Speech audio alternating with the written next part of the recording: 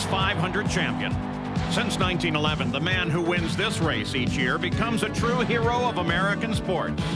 The Super Bowl hero. The Masters champion.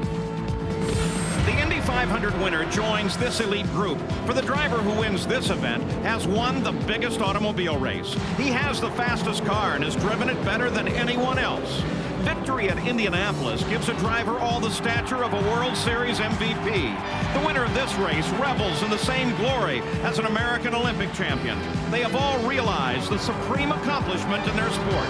You just don't know what Indy means. Today, 33 drivers will make the high-speed charge to Indy's checkered flag. One man will defeat all the rest. His story will be told 1,000 times over. His name will appear in tomorrow's headlines. He will be famous and wealthy, and for the rest of his life, he will be known as a winner of the world's greatest race, the Indianapolis 500. Live from Indianapolis, ABC Sports proudly presents the drivers and teams of the Pep Boys Indy Racing League in the 82nd running of the Indianapolis 500-mile race. This is Paul Page. It rained in Indianapolis overnight, but the rain stopped several hours ago, and the track is drying. For the latest update, let's go to Gary Gerald. And Paul, right at the start-finish line with the Director of Operations for the Speedway, Brian Barnhart. I know it's been a whirlwind all night long. Where do you stand at this point, and what are your concerns? Well, we've done a wonderful job this morning. The maintenance crews have been working real hard all morning long. We've got the 6 jet dryers, and we've been running the wreckers and the fire trucks all day. We're probably about 15 to 25 minutes behind schedule. We're going to grid the race cars here in the next 10 minutes, which should put us, like I say, about 15 to 25 minutes off the scheduled start time of 11. So we're pretty pleased with that. With the amount of rain we've had the last couple of days, I'd be happy to get going at that time. We're excited. Thank you. Thank you. Paul? So the tension is building. Who will be the next American hero? Perhaps Arie Luyendyk. He holds the record for the fastest race, the fastest single lap, and the fastest qualifying ever. Or will it be Scott Sharp, who sat out last year's race after crashing hard against the wall twice? Or Tony Stewart in his 3rd year?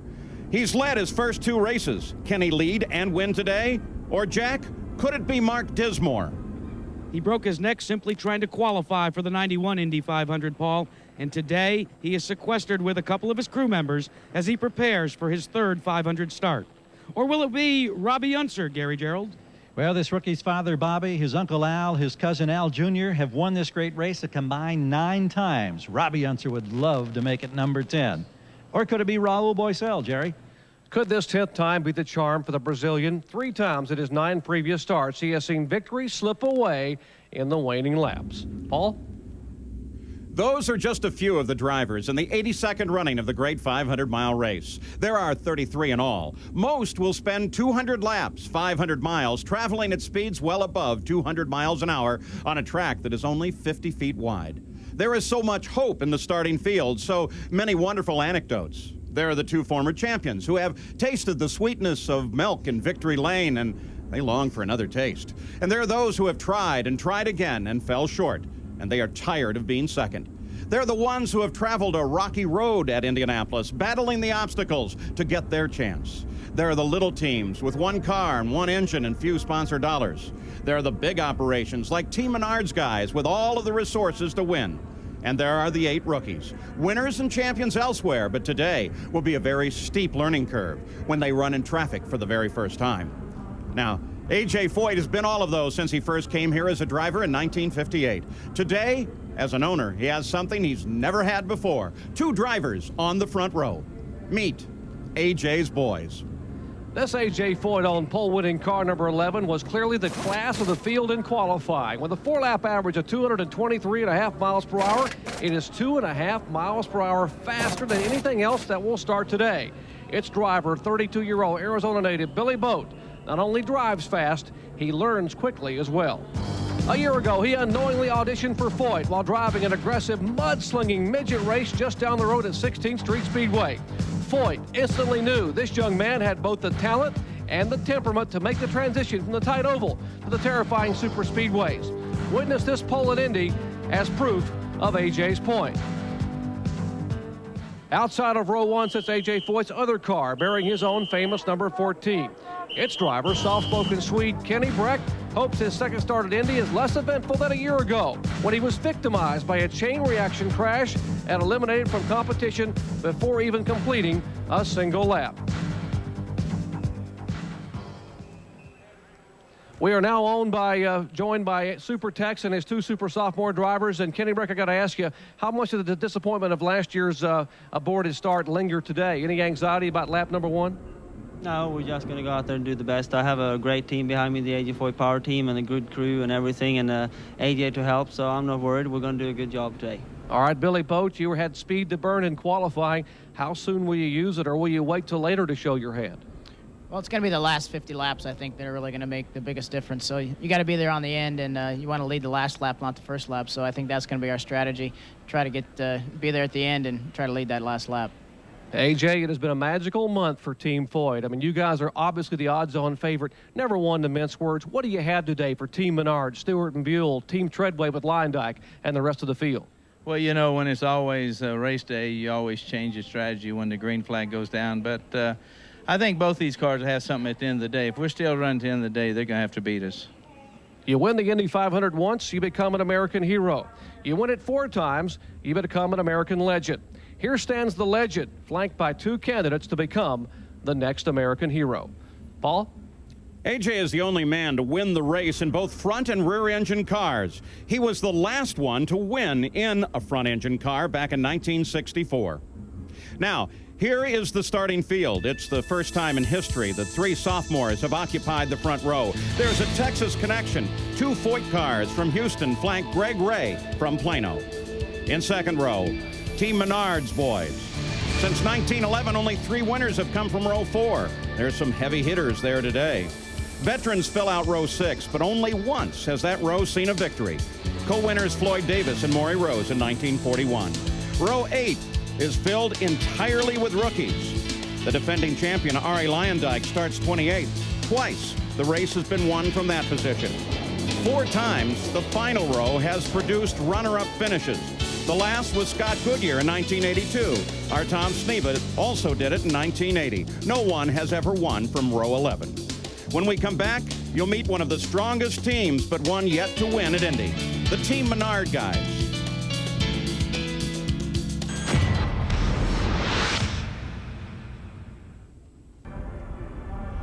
Moving closer to the start of the race, they've already begun to push the cars out onto the track. Team owner John Menard first fielded a car in the 500 in 1982. His best finish was 3rd in 1992 with Al Unser. This year represents his best chance yet to go to victory lane. He has 2 aggressive drivers in today's race. Meet the Team Menard guys. 27-year-old Tony Stewart will start his 3rd Indy 500 this year, but for the first time, it won't be from the front row. Tony has always dreamed about Indy. In fact, it seems as if he's worn a helmet virtually all his life. Now listen to this. Over the past 52 weeks, this native Hoosier has run an incredible 65 races.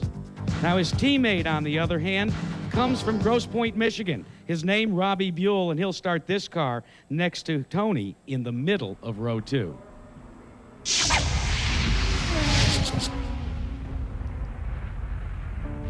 34-year-old Robbie Buell works in a world of speed and controlled emotion.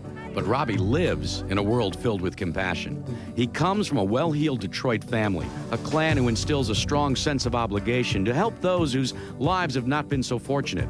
Robbie does this through his Racing for Kids program. Hospitals are normally avoided by racing drivers. They're frightening reminders that a racing career is fleeting, that mortality can easily override any success on the track. But Buell's been making hospital visits for the past 9 years. I want to be able to share the love for what I do, and that's driving a race car. And that excitement and that passion and commitment to what I do, and have them get a sense of that. Through Racing for Kids, Robbie Buell discovered a spirit that reinforced his commitment and in the process imprinted his life. 7 years ago, Erica Linsenbigler was one of those kids. He taught her about racing and she taught him about perseverance. In the process, they forged a friendship that was painfully brief. You know, she had a great time coming to the races with us, and that she was, you know, treated well and, you know, called me a friend, I guess. If you're around Erica for 15 minutes, it kind of rubs off on you, you know. You knew that she didn't sit around and wait for things to happen. She tried to make them happen, you know, while it was there.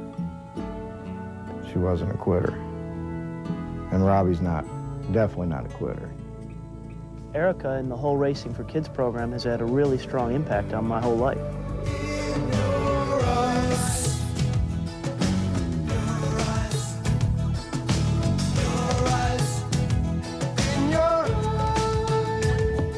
Well, that Racing for Kids poster stands sentry in Team Menard's gasoline alley garage stall. And Robbie Buell, you talk about passion. If you could describe to someone the passion that it takes to run the Indy 500, what would you say?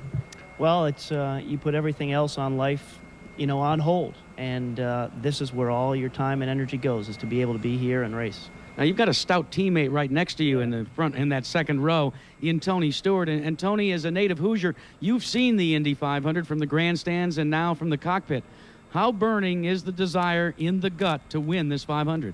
I guess the best way I could describe it is I'd give up every win and every championship that I've ever earned in my life to win this race just one time. So, you know, I'd give up everything I've done, you know, in the 27 years I've been alive just to win this thing one time. So it's hard to describe it in words. I mean, it's like Robbie said, it's just a burning feeling inside that it's just pure desire. How about luck? How much luck does it take?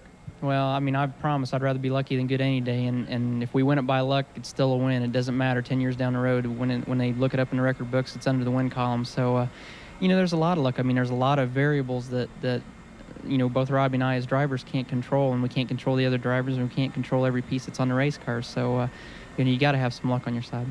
Paul? Something for both of them to shoot for. The most laps led by a winner was 199 by Billy Arnold in 1930. In 1912, Ralph De Palma led 196 laps of the 200, but he finished 11th. When we return, meet the elite, Arie Luyendyk, the two-time winner, and Buddy Zier, the 96 winner.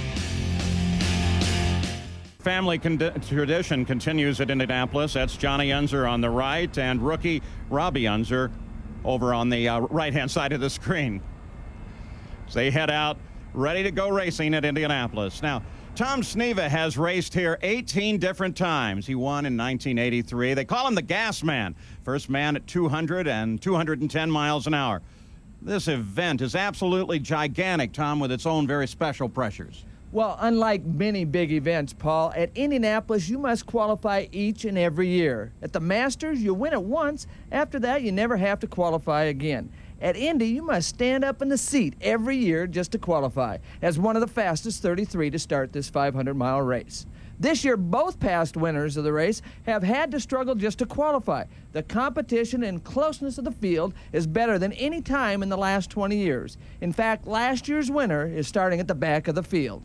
But Arie Luyendyk, of course, is looking for a possible third win. Now, Arie has mastered this day twice. There's his car number 5. It starts in 28th position. It's been 31 years since a defending champion has started that far back. The car is G-Force serial number 001, the first IRL car G-Force ever built, and the same car he used to win last year's race. Last year, he drove that car on the grass along the backstretch, trying to pass Tony Stewart. Arie, from a start on the pole a year ago back to the 10th row today sort of sums up your miseries this month of May. What do you consider your biggest challenge today here in the early laps? I would say the early laps, starting that far back, having to deal with the traffic and the turbulence, the methanol that gets thrown into your face from all those cars in front of you, and pretty much being back there is a very difficult place to start. But while we're at it, I want to say hi to my twin boys, to Luca and Alec. Hi guys, see you next week. Don't be surprised if Team Treadway gambles early on pit strategy purely for track position. Paul? The number 91 car belongs to Buddy Lazier. Now, Buddy is Indy's comeback kid. He's starting in the middle of the 4th row. When he climbed from the cockpit in Victory Lane in 1996, Buddy tried to smile. But he was racked with pain from a shattered back suffered 2 months earlier in a crash at Phoenix. Here's Jack Arute. Well, the problems with the shattered back are now long in ancient history, but the memories of that Indy 500 continue to linger. Buddy Lazier, they say winning an Indy 500 changes a man. Has it? Oh, absolutely. I mean, it's just, there's no way you can fathom how big it is to win this race. I mean, no matter where you go in the world, they know the Indy 500, and I think if we could finally just win a second one, it'd be even sweeter than the first. Pre-race jitters, are there any? Always. I mean, I just it really bothers you for some reason. I mean, I think this is my 6th race, and you're always nervous. I mean, this is a big event, big race, but also this first lap is so critical. I mean, this is a difficult time. Well, Paul, a difficult time. He tries to focus, and he thinks about the command to start engines. Buddy Lazier.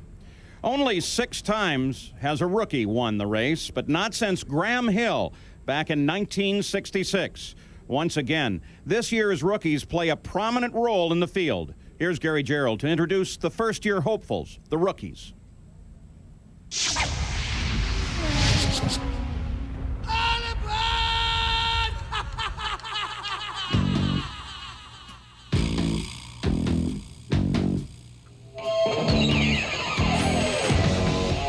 At age 21, J.J. Yaley is the youngest of the rookies. Childhood dreams of speed became reality as a successful USAC sprint car driver, a fact not lost on IRL founder Tony George. The oldest rookie is Jack Hewitt, age 46, a 25-year survivor of the rough and tumble open-wheel ranks of dirt track racing. The taste of milk at Indy would be the ultimate Cinderella story. Stan Waddles has overcome childhood learning disabilities to become a black belt in martial arts, a college graduate, and a promising race car driver. For 15 years, Donnie Beechler has toiled on the dirt tracks of Mid-America. Now he anxiously looks forward to his first IRL start in the Indy 500. For Steve Knapp, a lengthy apprenticeship in the open-wheel ranks of SCCA racing, including a Formula 2000 championship in 1996, is about to be rewarded. Robbie Unser becomes the 6th member of the famed family to race at Indy. Son of 3-time winner Bobby, Robbie has stormed to numerous triumphs at Pikes Peak and has the full support of cousin and 2-time Indy champion Al Unser Jr. Andy Mishner, son of former IndyCar owner Joe Mishner, brings a college degree in marketing and a vast background in midget racing to his first Indy start. And completing the rookie cast, 22-year-old Jimmy Kite, whose '97 victory in the Copper World Classic at Phoenix paved the way for a shot at Indianapolis. But the month of May has not been kind to Kite. 3 wall-banging incidents in the span of 7 days made for a bleak debut. But the talented youngster persevered to become the fastest rookie in the field.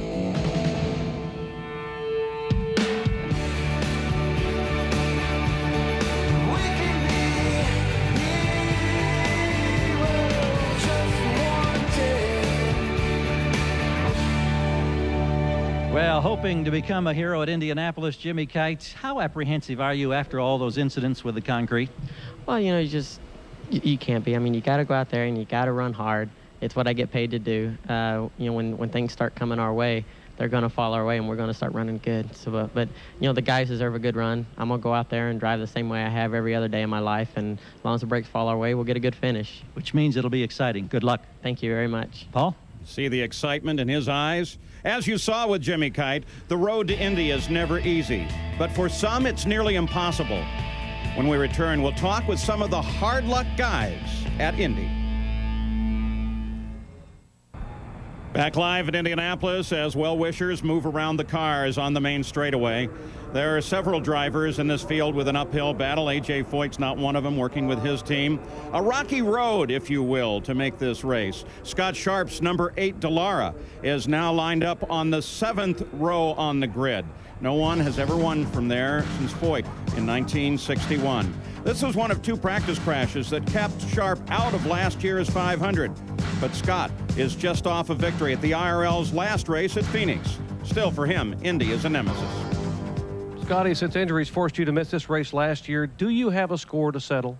Well, not really, Jerry. You know, it's just exciting to be here, and you just have to feel if it's God's going to make it your day, if that's what it's going to be. And, you know, the Kelly Delphi team have given me just a fantastic opportunity. We just hope we can be around at the finish to really make it count. One has to believe his comeback would really be complete, though, if he were to conquer Indy today. Paul? Starts in the 7th starting position. Texan Greg Ray starts from the middle of the front row. He made it there with very little money compared with the big teams here. Only 2 days ago did a big sponsor actually come through. Until then, the fans handed him cash, which was then taped to the side of the car, along with the donor's business card. And Paul, when the car went out to actually qualify in the middle of row 1, the currency was gone. I asked the crew why, and they said, hey, we had to eat. But all the financial woes are now by the wayside with the new sponsorship. But for Greg Ray, the moments before the Indy 500 are for solitude and for trying to get your thoughts together. So he tries to catch a nap before 500 miles of competition. For Greg Ray, this has been a very hectic week. His son celebrated his birthday on Friday. Today is his father's birthday. Greg Ray has been unable to take time out to buy any gifts. He says if we could go to Victory Lane, I could give them the biggest gifts of all. Paul? Well, at Indianapolis, safety is the prime concern. Every year, the Speedway and the Pep Boys Indy Racing League work to increase the driver's chances in an accident.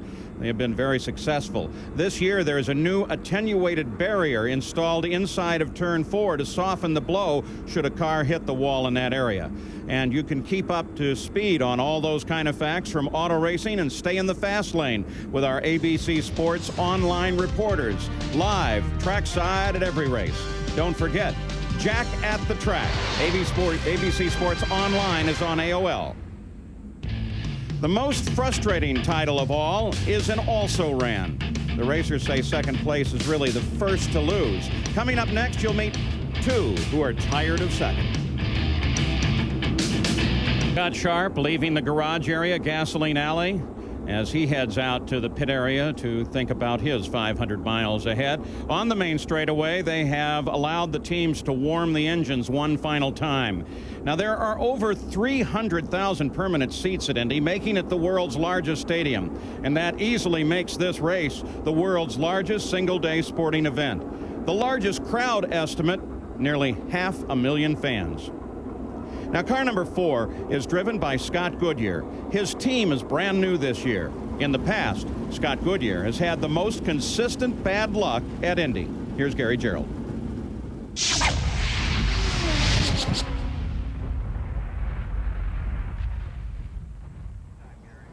Well, we stand at the famed Yard of Bricks at Indianapolis, the scene of certainly the most memorable finish in the history of this grand race just 6 years ago. And it was Scott Goodyear and Al Unser separated by just a matter of feet. And Scott, I'm sure that that particular finish, even though it's 6 years ago now, is probably the most talked about thing when people come to you. And I'm sure it also dramatically changed your life. Well, it certainly did. They said that if you won the race, it would certainly change your life from that point onwards. And I can tell you that finishing second changed my life. But, you know, as we stand here at the Yard of Bricks, I can tell you that I knew that we had not won the event when we passed the start and finish line, because you can feel the bricks when you go across them, even at 225 or 30 miles an hour. And I knew that I just started to feel the bricks and I wasn't completely past Little Al, so I knew that we finished second. 3 years later, Goodyear again was in position to win, but a controversial late race restart cost him mightily. It clearly still rankles. There was a situation where there was other circumstances involved, and it still bothers me. And, you know, I know that we were across this Yard of Bricks first that year, and I feel that that wasn't really the correct decision to be made by the stewards. If the pace car had been doing the 100 miles an hour as it was supposed to be doing instead of the 77 that came out later and said that it was going 77 miles an hour in turn 4, I would have said that, you know, yeah, then I was at fault. I know two wrongs don't make a right, but there was a situation where there was other circumstances involved. A year ago, a last lap restart again found Goodyear in a challenging position, but he didn't anticipate the green like Arie Luyendyk, and he had to be content with another second-place finish. It's been so close only in a few years since we've been coming here, since 1990, and obviously I missed the 96 race, so I look at it and say we've been very close in a short space of time, and a lot of people say you're so lucky to come so close, but when you're so close, you want to win. And live outside his motor coach, here is another opportunity for Scott Goodyear. How do you assess your chances today? Well, I think we got a great chance today. We got a great team, and although qualifying didn't go as quickly as we wanted with a G-Force chassis, the car's been dynamite on full tanks, on traffic. Matter of fact, it almost feels better in traffic and with full tanks. So we hope maybe the Delaros don't have as much speed as they had in qualifying also in traffic, but I think we got a great chance. We just got to get to 450 miles, make the car as good as it can be, and go racing. And Paul, if you think about what could have been with just a matter of feet over the years for Scott Goodyear. All right, Gary, consider this. In 3 separate races, for a total time of less than 1 second, Scott Goodyear has missed 3 chances to win the 500. Twice he has been second in close finishes, and it took him less than half a second to pass that pace car while leading.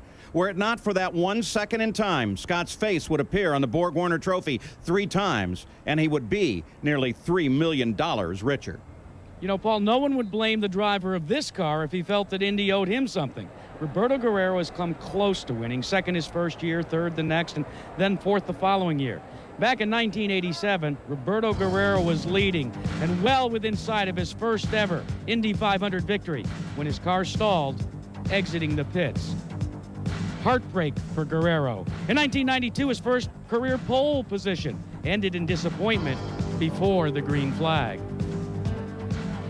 So Roberto Guerrero, as you begin to make your way out to the Indy 500 starting field for the 82nd running, do you have the car this year that's capable of winning?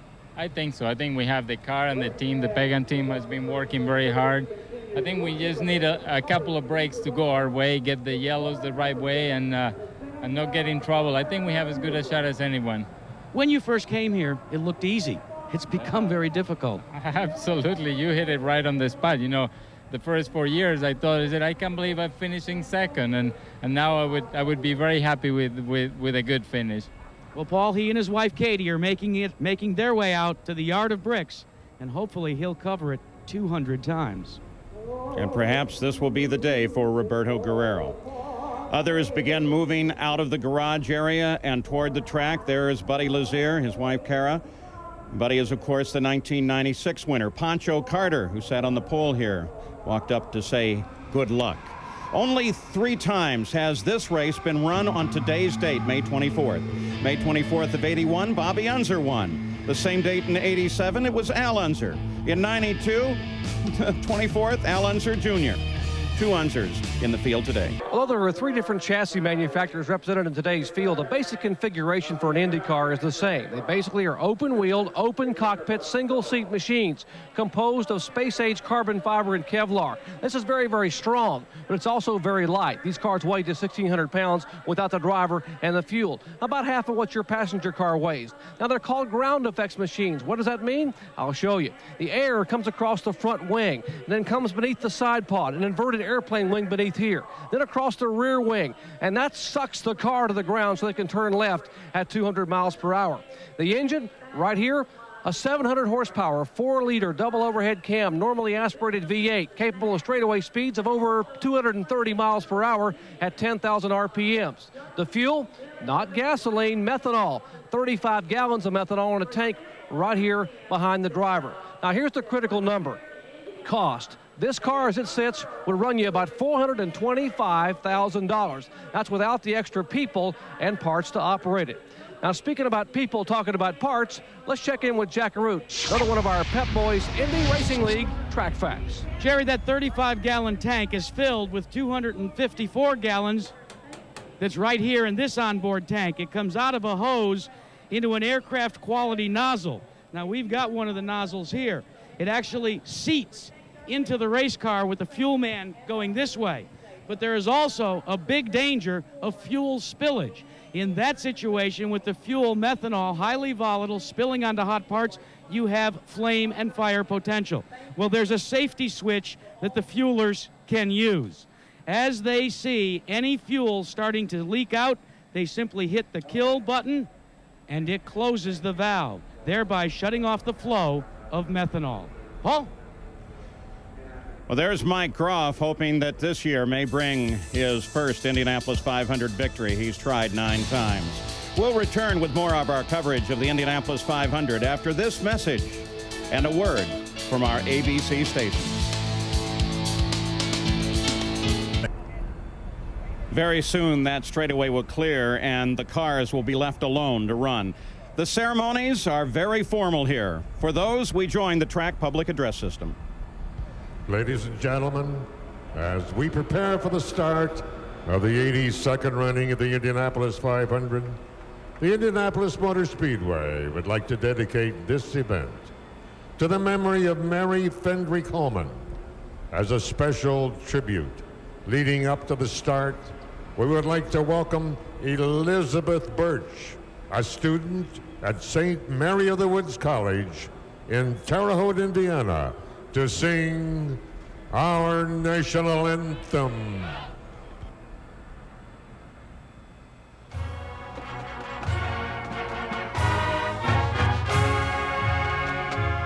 Oh, say, can you see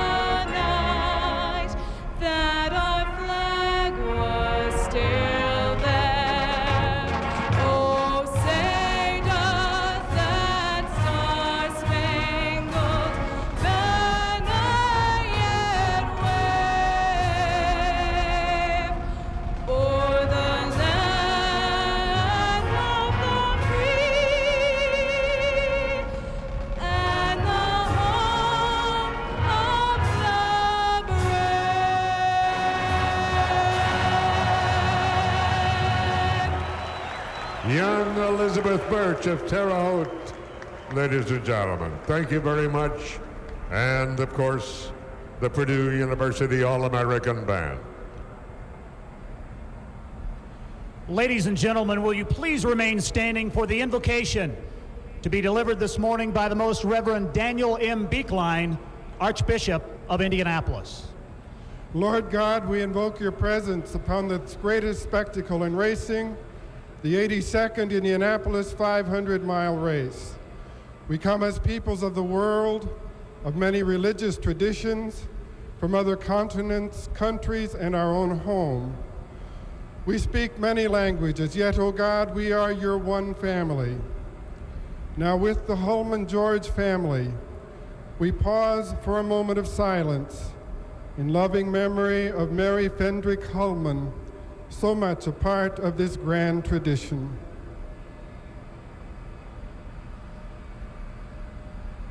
Lord, may she rest in peace. Lord God, this Memorial Weekend, we offer thanks for the courageous service of our fallen ones. We ask a special blessing for the Holman George family and the many unsung people who contribute to this great spectacle. But Lord, this day belongs to the drivers. Protect them, their mechanics and crews. Keep them and us safe. And for the drivers, we pray, que le bon Dieu va avec vous, mega Gott sie begleiten, hut sei met u, Gud velsigne Dei, Dio di guida, vaya con Dios, vai com Deus, Godspeed. And Lord, the Holman George family wish the Pacers well. Amen.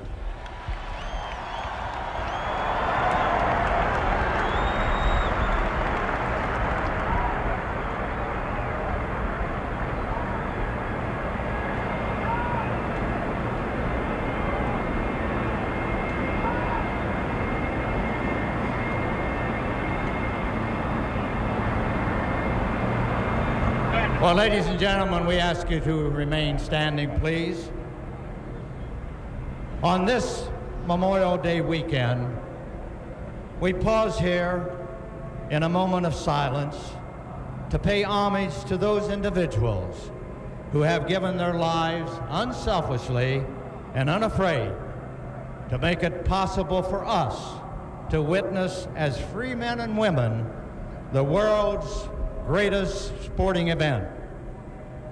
We also pay homage to those men and women who have given their lives unselfishly and without fear to make racing the world's most spectacular spectator sport.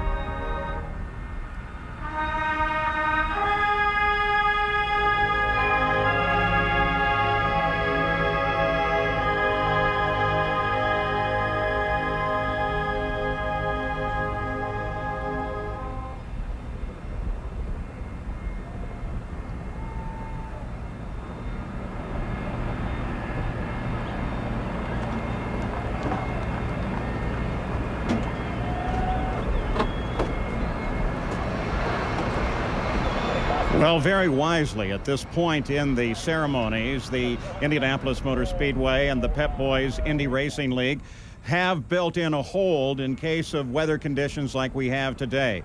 The good news is that it should be a very short hold. The track was very wet when we arrived this morning, just after 6 o'clock local time, and then the rain stopped, the track began to dry, and they did a great deal of work to get this track all set to go. Now, Tom Sneva, on a deal like this, what does it do to the drivers? What do you think about sticking a hold right in here?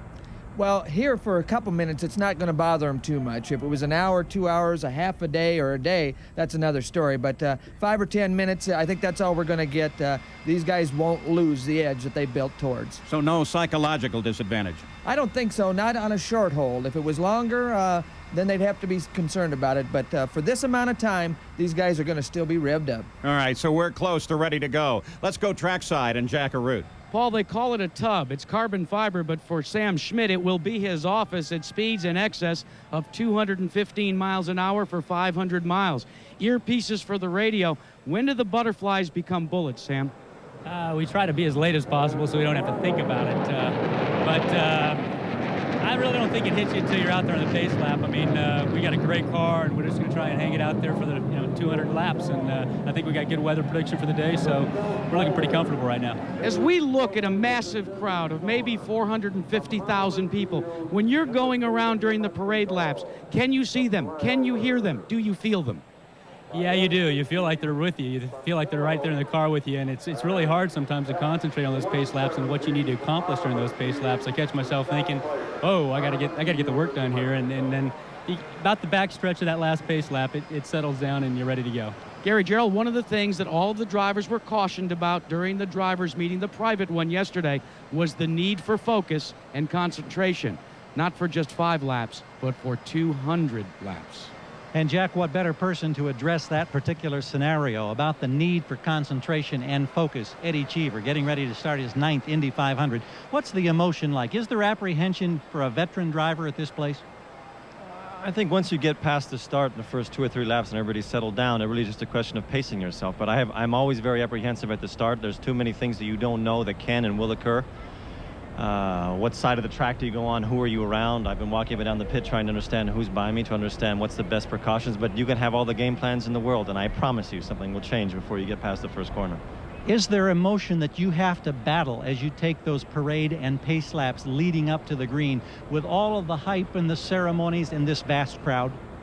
The more races I do here, the better off it becomes. I normally become quite emotional by the time they sing the national anthem, and it's very impressive as an American to sit in a place and see 500,000 people stand up to address our flag. So once you get past that, you sit in the car, and then really you are just at another racing track, a very fast racing track, and a racing track that at the end of the day, one of these 33 cars will be the winner of the most important race in the world. So we all want a piece of that.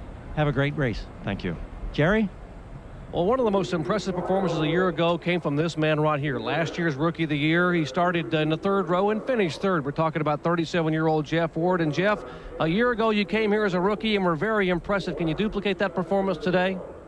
Well, I think so. I mean, I think I learned a lot last year. We're a little further back, but I don't think that should play into anything. We just have to get through the first couple laps.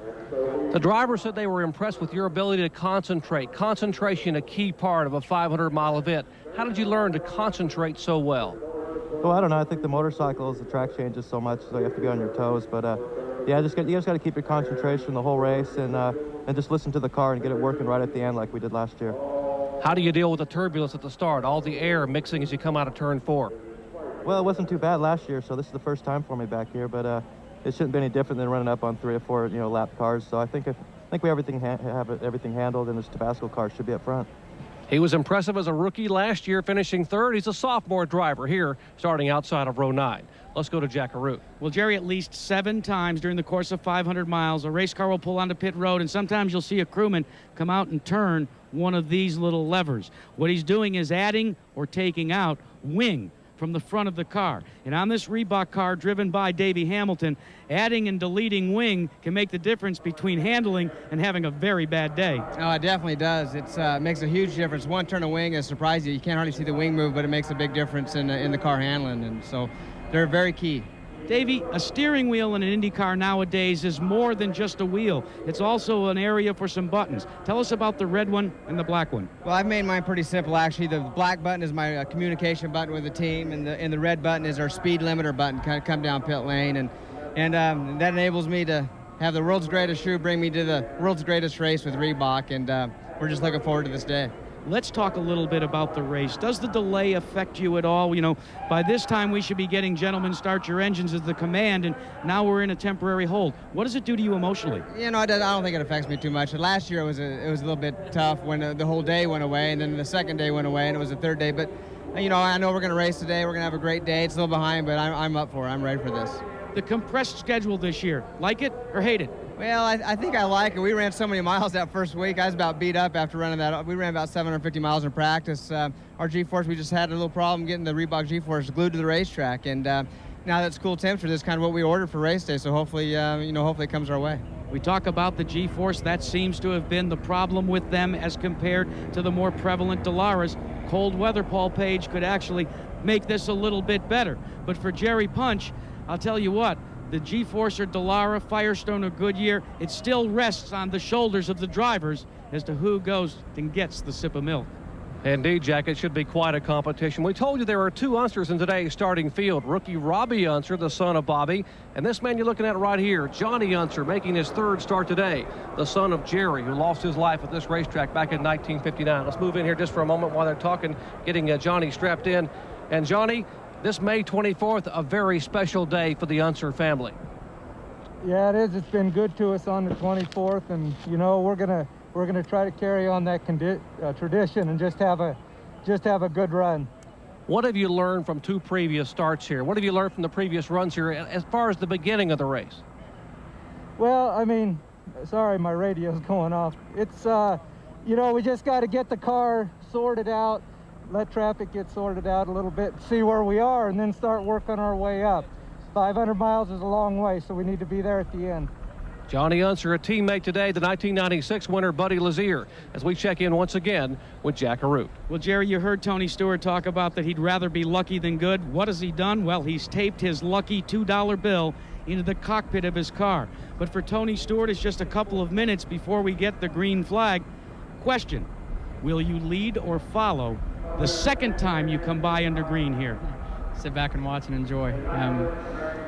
You know, I'm more worried about leading the last lap, not the first lap. So I'm going to go what I think is comfortable and what I think is taking care of my race car, and I'm not going to worry about what everybody else is doing at the beginning of this thing. Seems awfully calm to me, Paul. One of the good pieces of information is that the Pep Boys Indy Racing League now has a command channel that they can talk to all the teams with. First time it's being used at the 500, and it's a day that they truly needed it. Now, as they thread their way down this straightaway at 230 miles an hour, and the straightaway is only 50 feet wide, there are going to be incidents. Tom Sneva was in one of those. Let's take you back to 1975 and the call of Keith Jackson. Now here we come down with A.J. Ford beginning to move through traffic, and he's running in behind Tom Sneva. Eldon Rasmussen, number 58, is in the yellow car coming around turn number 2. And oh, we've got an axe. Sneva is on the wall. He goes into a terrible slip, and we have a fire. The engine is ripped off the back of the car and comes tumbling across. A.J. Ford was right behind him. He was able to avoid it somehow. But Tom Sneva is in the car. He's moving around. He's trying to get out. An incredible accident on turn number 68, Tom Sneva. There is fire. Sneva can't seem to get out of the car. The fireman is there, spraying it down. Question is the fire in the cockpit? But what a spectacular flip. And the fire suit hopefully will protect young Tom Sneva as he struggles to get out of the car. And Jackie, it appears that he is tucked in that car. Yeah, he is, but he's got lots of help there. They're obviously dousing the fire. You can't see the alcohol flame, of course, but he looks as if he's okay. He's certainly moving around. I don't think I've ever seen a driver move so easily after such a terrible accident. That's one of the most horrifying crashes I've ever seen. To have a driver come out of that, even moving in the way he is. Now look at the replay of the accident. They go into the turn together. As they go into turn 1 there, you can see they're going even, going into turn 2 even. As they go through there together, somehow they touch. Now you see Sneva in the blue car low down, and he actually goes into what I would call a classic open wheel racing car action. It climbs over the front wheel of the yellow car, of Rasmussen's car. This is the type of accident that can occur. It seems to be that Tom Sneva was in the inside line. Rasmussen stayed parallel with him, but look at that car slam against the wall, burst into flame, the car disintegrating as it goes through. The suites there, the people very close to the accident, the wheels are coming off, the engine is ripped off completely. What an accident. It looked to me as if these two cars tried to go through turn 2 together. I don't think it was Tom Sneva's fault, but I can't honestly say that it was Rasmussen's fault either. The yellow flag is out, but it looks to me as if it was just a standard motor racing accident. They're still getting Tom out. He's standing up, Keith. That's a miracle to me. Incredible. What a lucky young man this is. He's walking. Went to the hospital later that night to see my friend Tom Sneva, and the surprising news was he was in fairly good shape. What were you thinking after that? Well, actually, during it, I was trying to remember what Bobby Allison told me, a teammate that year. He said, in those kind of situations, you need to talk to yourself. Faint, you coward, faint. And it seemed to work that time. Now, Tom had some just mild burns on your shoulders, and that was because they put the patches on incorrectly. Well, yeah, actually they sewed the patches to the 3-layer suit and sewed the 3 layers together, so it didn't work quite as efficiently as it should have, and they've learned a lot throughout the years, and that's one of the things. And they have learned a great deal about safety here at the Indianapolis Motor Speedway. Every year it seems that there is something new. We mentioned the barrier over in the 4th turn on the inside of the wall. That has certainly helped safety at the Indianapolis Motor Speedway. It's a new innovation.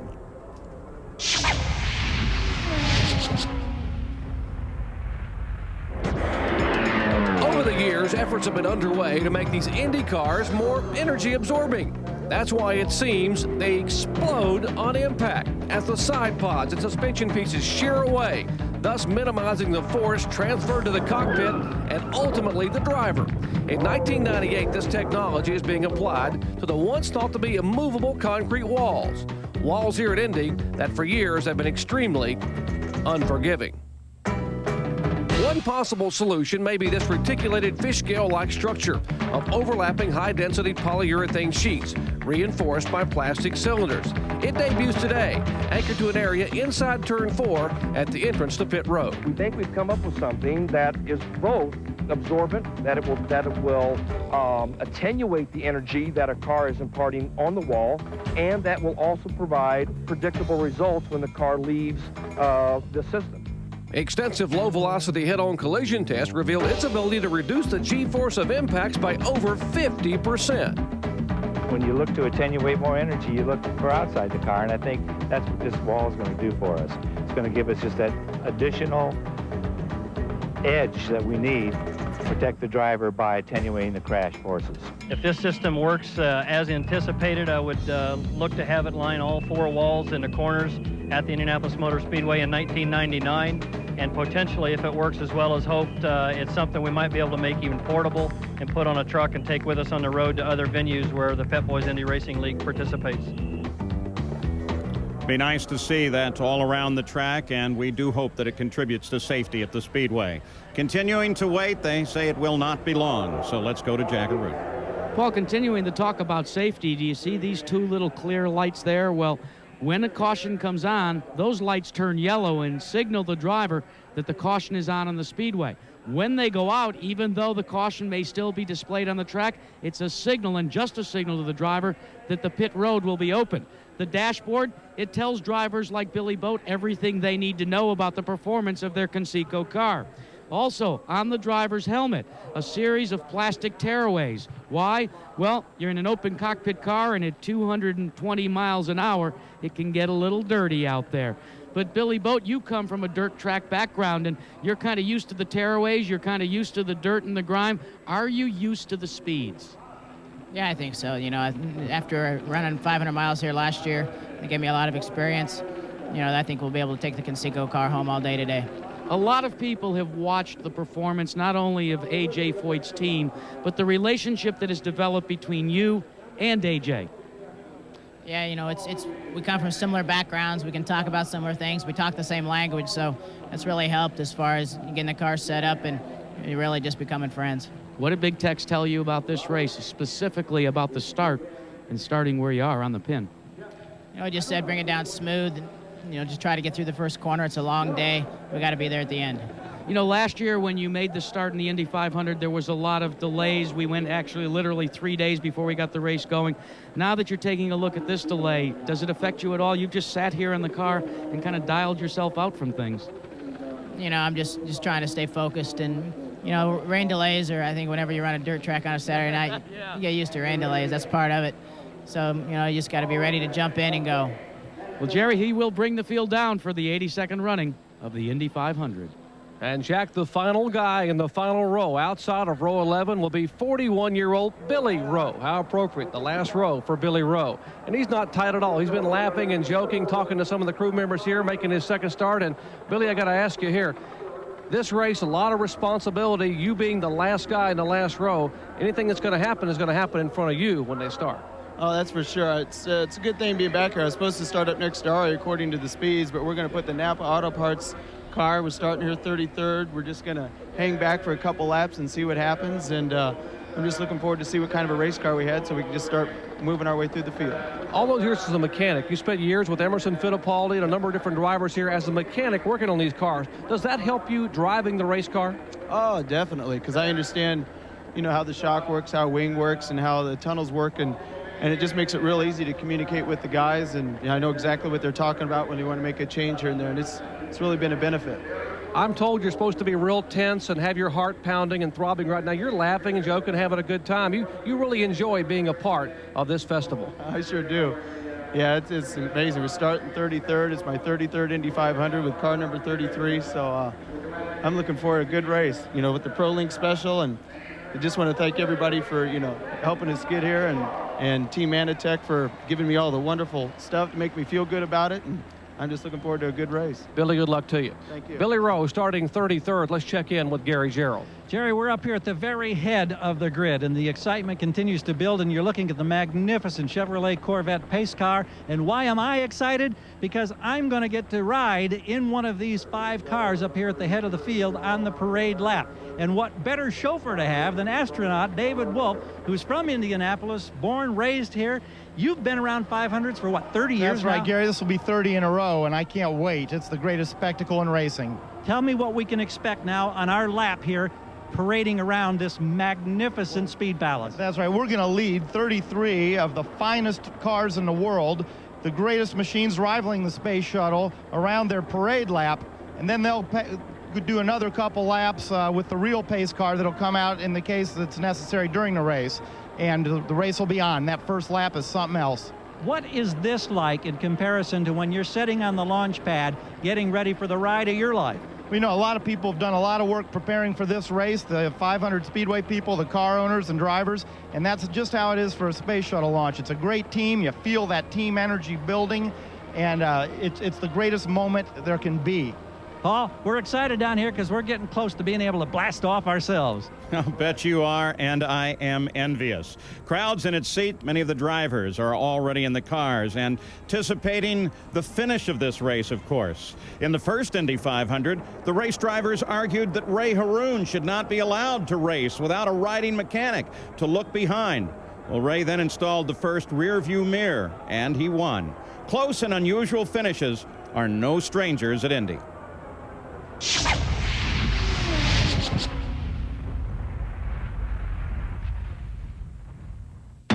In 1912, crowd favorite Ralph De Palma led 490 miles. 2 laps from the finish, he broke a piston. Second place was 10 miles behind. As Ralph and his riding mechanic Rupert Jeffkins pushed the heavy car toward the line, Joe Dawson roared past and won.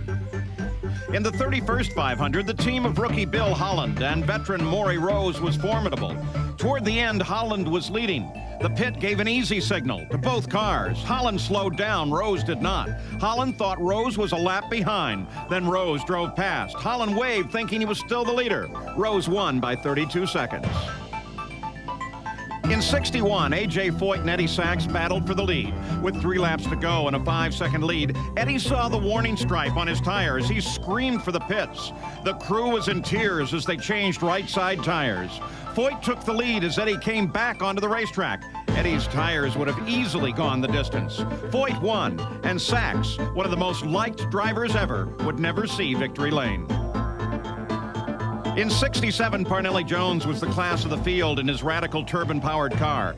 He led for nearly 450 miles, but a $2 bearing broke in the final 4 laps. His car coasted to a halt. His crew watched in disbelief from the pits. A.J. Foyt drove into the lead, but a 6-car crash blocked his path to victory. A.J. snaked through the carnage to win his 3rd Indy 500.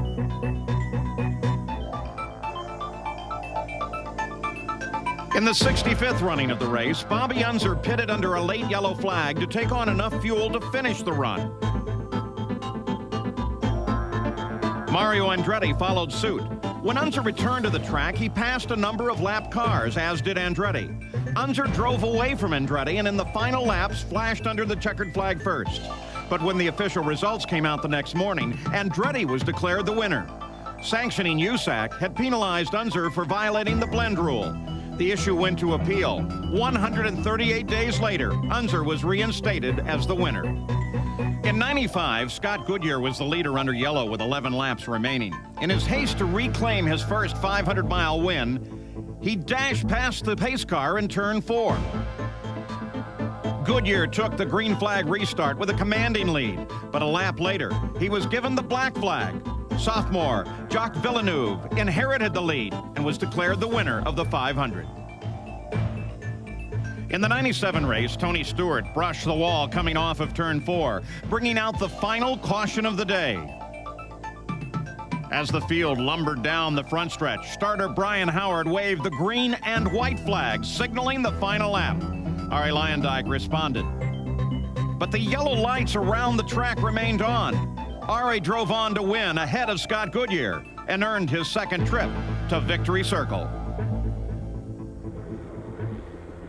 Indianapolis certainly has had its special moments. There are the 11 rows of 3 on the main straightaway, and still waiting for the Pep Boys Indy Racing League to tell us when to go. There's Arie Luyendyk from Holland. They call him the Flying Dutchman. He has 2 Indy championships. He also has 3 loves: his family, art, and racing.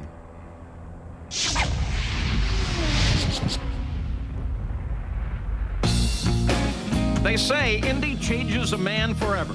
If it changed Arie Luyendyk, it only served to enhance the character of a gentleman, a family man.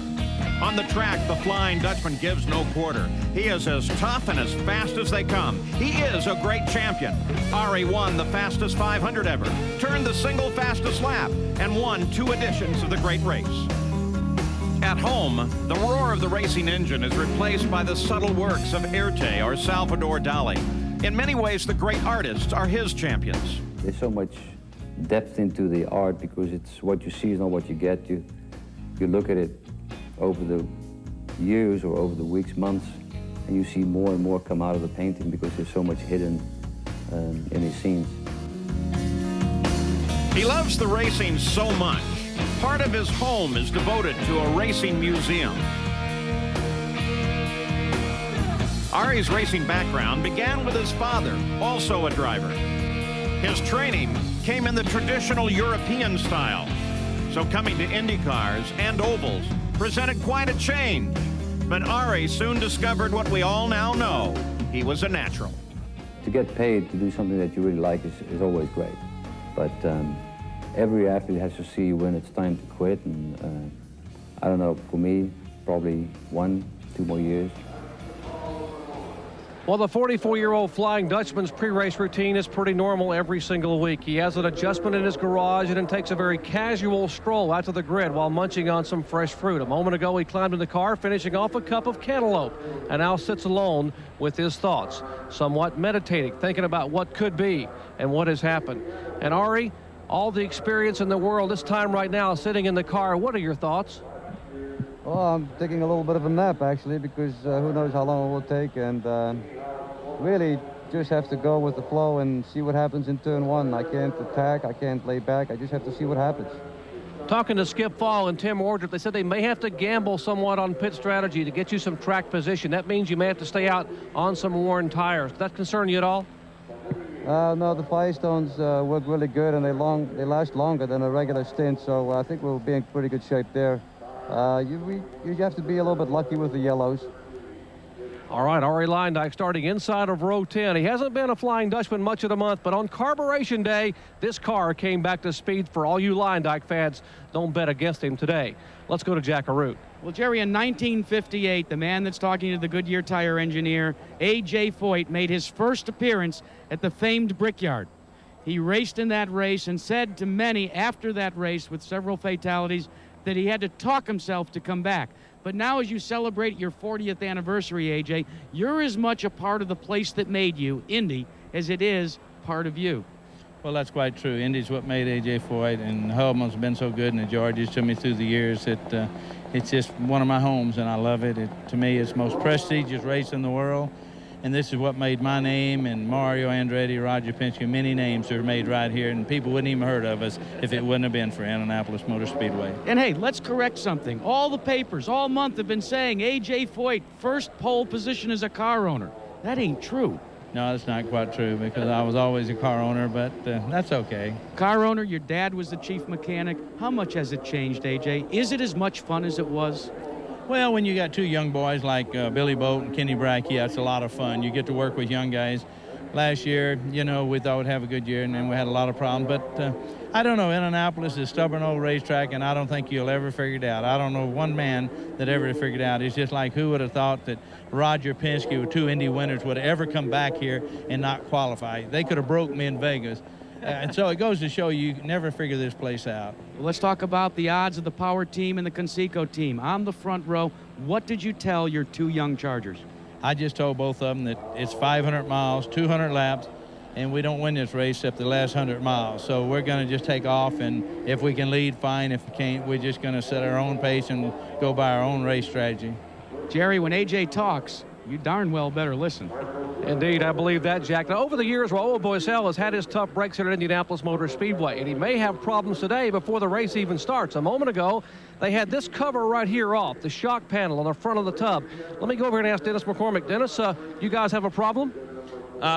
We just found out when we did our radio check with the driver that our radio's dead, so it's either our repeater down or the radio's gone out. They worked fine this morning, so we're sending someone back to the garage to get them ready.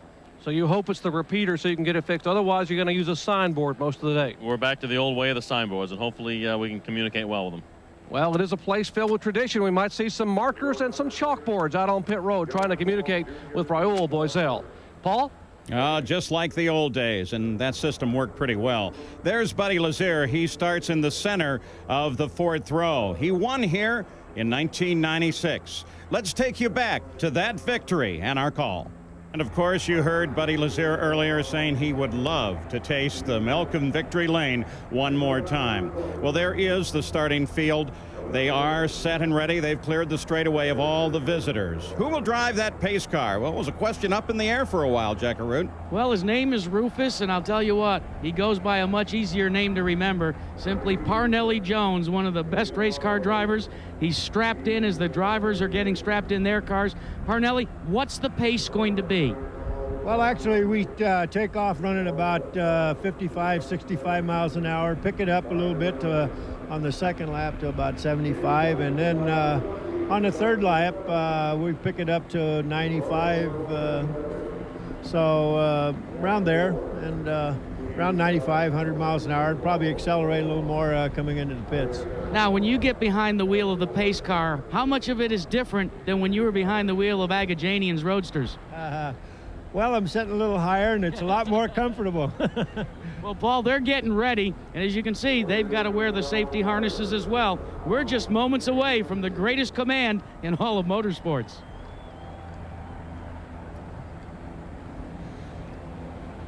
So they're all now moving to strap in. Let's go to Jerry Punch.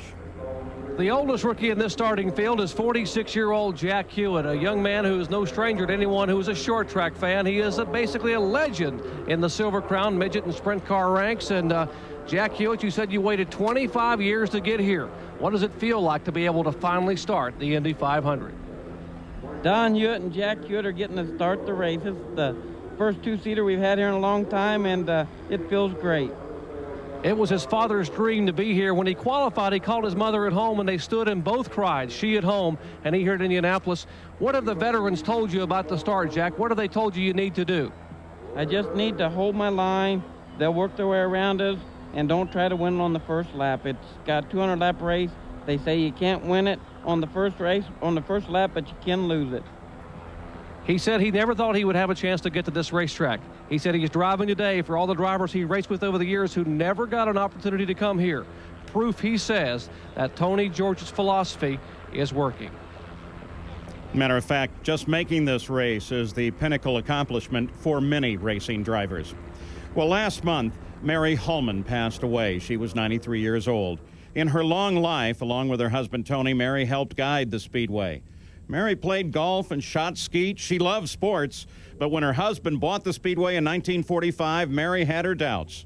Still, soon she was caught up in the fun of the Indy 500. Because of her caring personality, Mary was much loved by the racing family. She took over the command to start the engines in 1978. And despite her age and physical pains and ills, Mary came to the track to call the start of the engines until she was 91. She loved this race, and Mary Holman will be missed. Well, there's an idea of what your view would look like if you were seated in the Tower Terrace, and there's the pit area at the Indianapolis Motor Speedway. All the fans here now on their feet, well, many of them at least are, because they anticipate, as do we, in less than a minute, we will rejoin the program leading up to the start of the engines. There's been a built-in hold, and now they are getting ready to once again trigger off the last of the ceremonies and run down to the start of the race. There's Menard's guys. Robbie Buell closest to you. Tony Stewart in his car sits on the inside of the second row. So Indianapolis, rain this morning, a delay, but we are ready to start the race, and the forecast itself looks like we might be able to get the entire race in. Remember, it only takes 101 laps, or just over half the distance, to be a complete race. Let's go back to the public address. Race fans, thank you for your patience. It sounds like you're ready. It's time for that traditional singing of Back Home Again in Indiana. Here's our good friend, Mr. Jim Neighbors.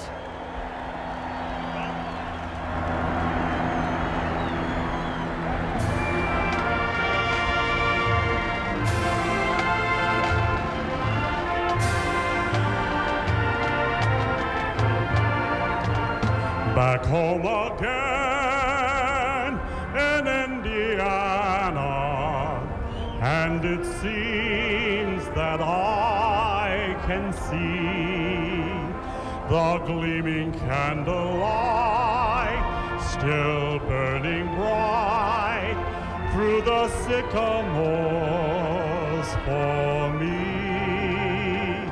The new mown hay sends out its fragrance through the fields I used to roam. When I dream about the moonlight on the Wabash, how I long for my Indiana home. Jim Neighbors. And the traditional balloons are released behind the control tower.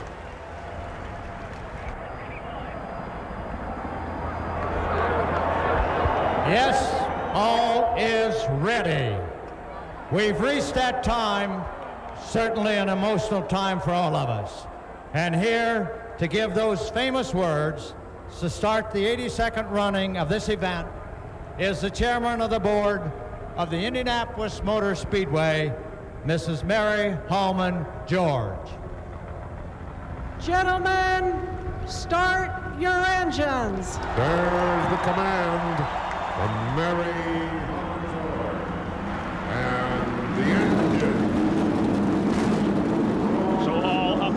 this main straightaway, the 11 rows of 3 begin to start those engines to discover whether or not, in fact, they will fire despite the delay and the moisture in the air.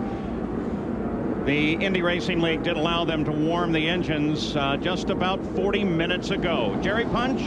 Well, Paul, as the crews begin to migrate back toward their pits, this moment is truly electrifying. Now, keep in mind, the garage area opened at 3 o'clock this morning. These guys got wake-up calls at 2 a.m. They may already be physically and emotionally spent. Right now, they're running on adrenaline. Adrenaline they hope will last 500 miles. Jack? Jerry, when you get the command to start engines, the pavement actually vibrates with all of the horsepower. The crowd, well, they're only 30 yards away, 400,000 strong. But for the drivers, as they wait for the pace cars to pull away, the butterflies now are very big. They begin to narrow down their focus, look through the shield in their helmet, and try to stare down the long ribbon of pavement that's the Indianapolis Motor Speedway. These cars, methanol powered as they are, can bring tears to your eyes. They're tears of joy, Paul Page, because Indy is about to begin. So the engines begin to warm here. We'll take a look at the starting field. In that front row, the Texas connection, of course.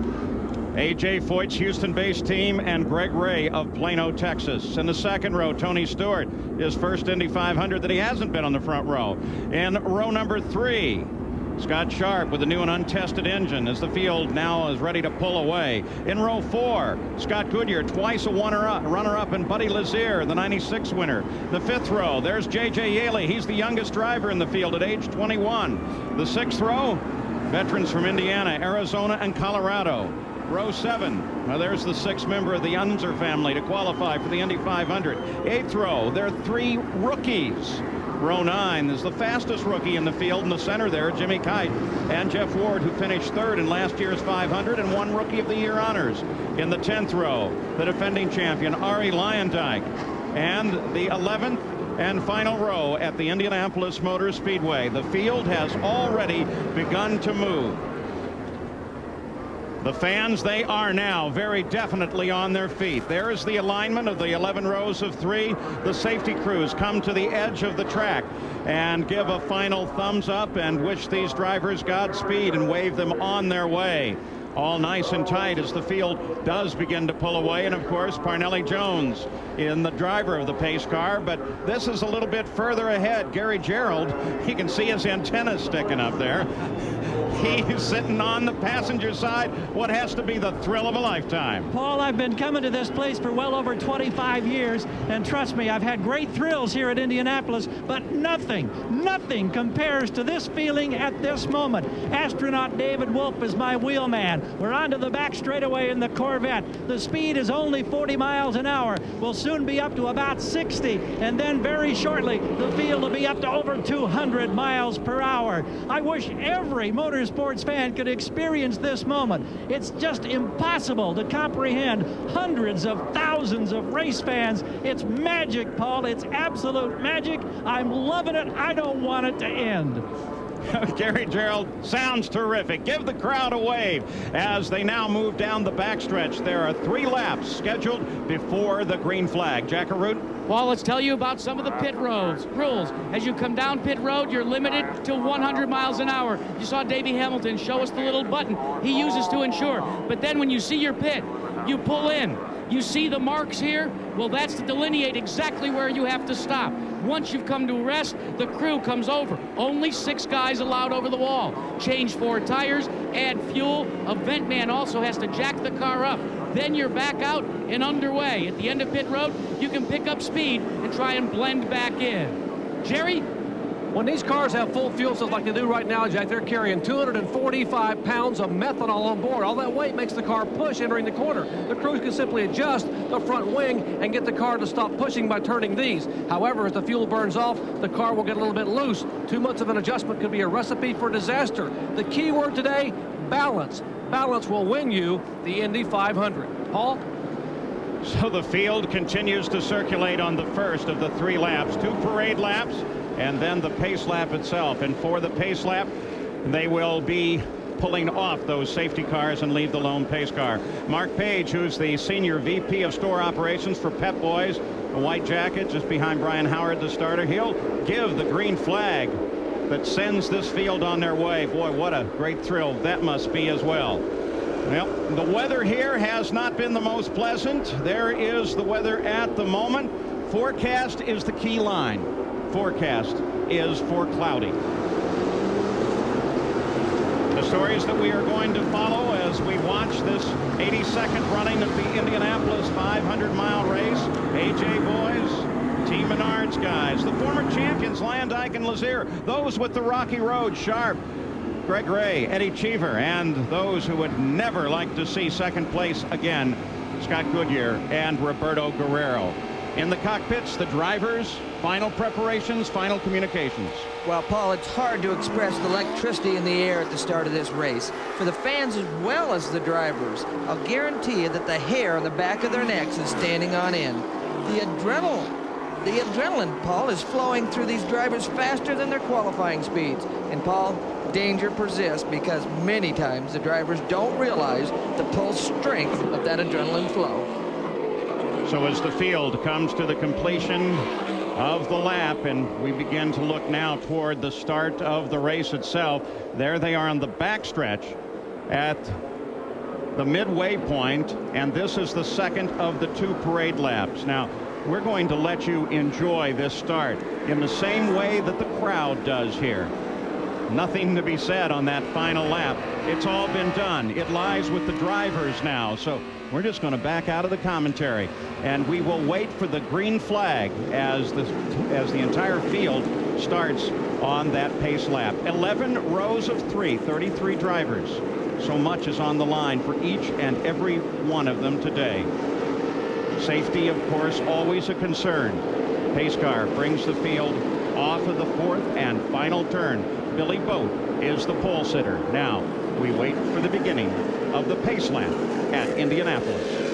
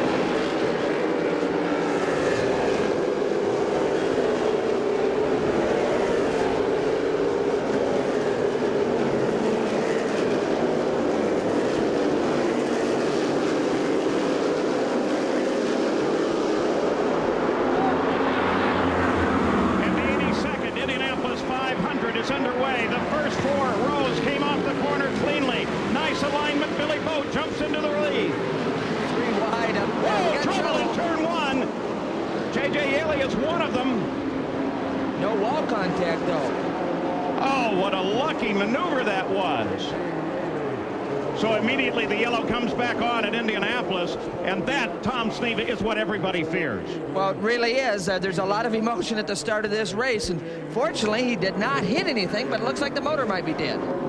So with Billy Boat as the leader into turn 1 and the pole sitter, the field is already under yellow. It's the 9th time that a first lap crash has occurred in the Indy 500. They're 3 wide right in front of him there. A lot of traffic. Now somebody got in the brakes a lot sooner than Yaley expected, and he had to slam the brakes on, and you can see the skid marks. I'll guarantee you there's some skid marks inside the cockpit as well. This is... Here we go on board. This is Jeff Ward. Whoa. A lot of smoke there for the drivers behind.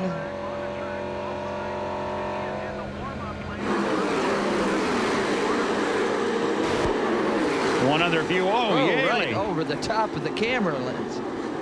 Now you're hearing from time to time the two-way communications of... That's the Indy Racing League Race Command channel, and all of the crews monitor that. You may bump start on you. And Yaley is back underway.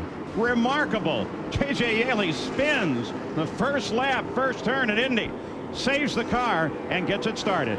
We'll be back for the restart. Back at Indianapolis, the field is in the north chute. Pace car accelerates. We should be going back to green flag racing.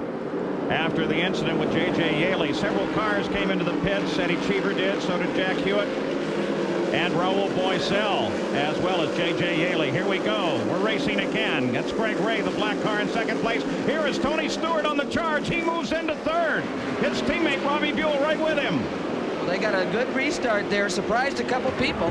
Buell now battles his teammate. No, he drops back. Buell drops back into fourth for a moment. It looked like he was going to try and come outside of Tony Stewart. Both the pole sitter brings him off the corner onto the long backstretch, 5/8 of a mile long. You can see them shuffling around. They're all looking for a spot to try to fit in. Greg Ray darts out looking for any opportunity, on board with Scott Goodyear. Scott, being one of the veterans, just going to be taking it easy. He's not trying to do a bunch of passing early. He's just trying to get a feel of this race car and fit right in. That was the A.J. Foyt car of Kenny Breck just ahead of him, the fellow who just started out to the inside of the track. Here comes Goodyear to the inside.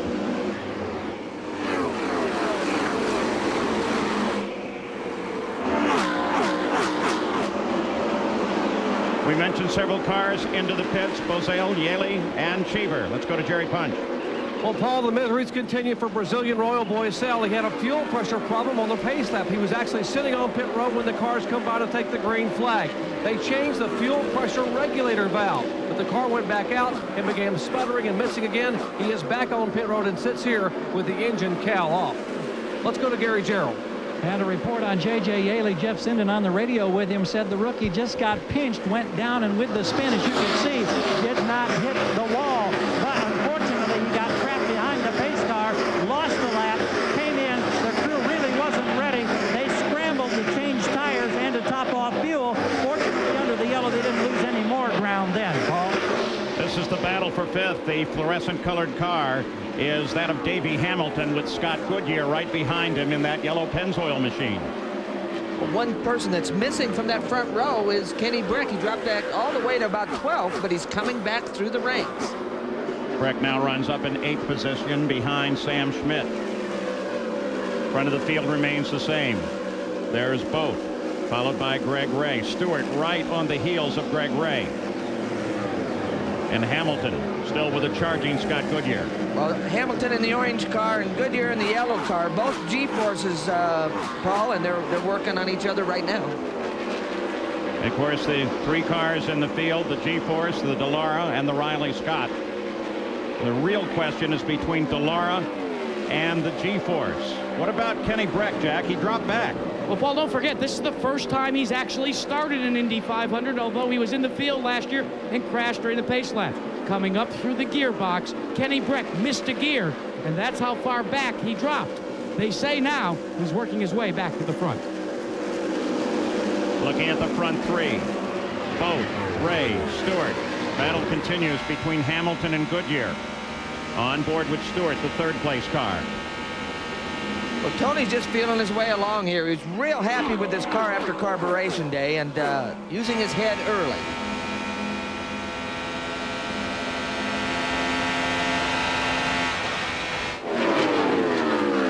Stewart falls back a bit. Still on the chase. Robbie Buell has fallen a little further back from his teammate Stewart. Buell sitting in fourth. Crowd still on its feet.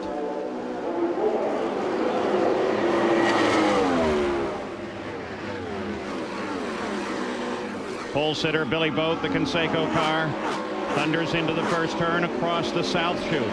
Already he's in turn 2.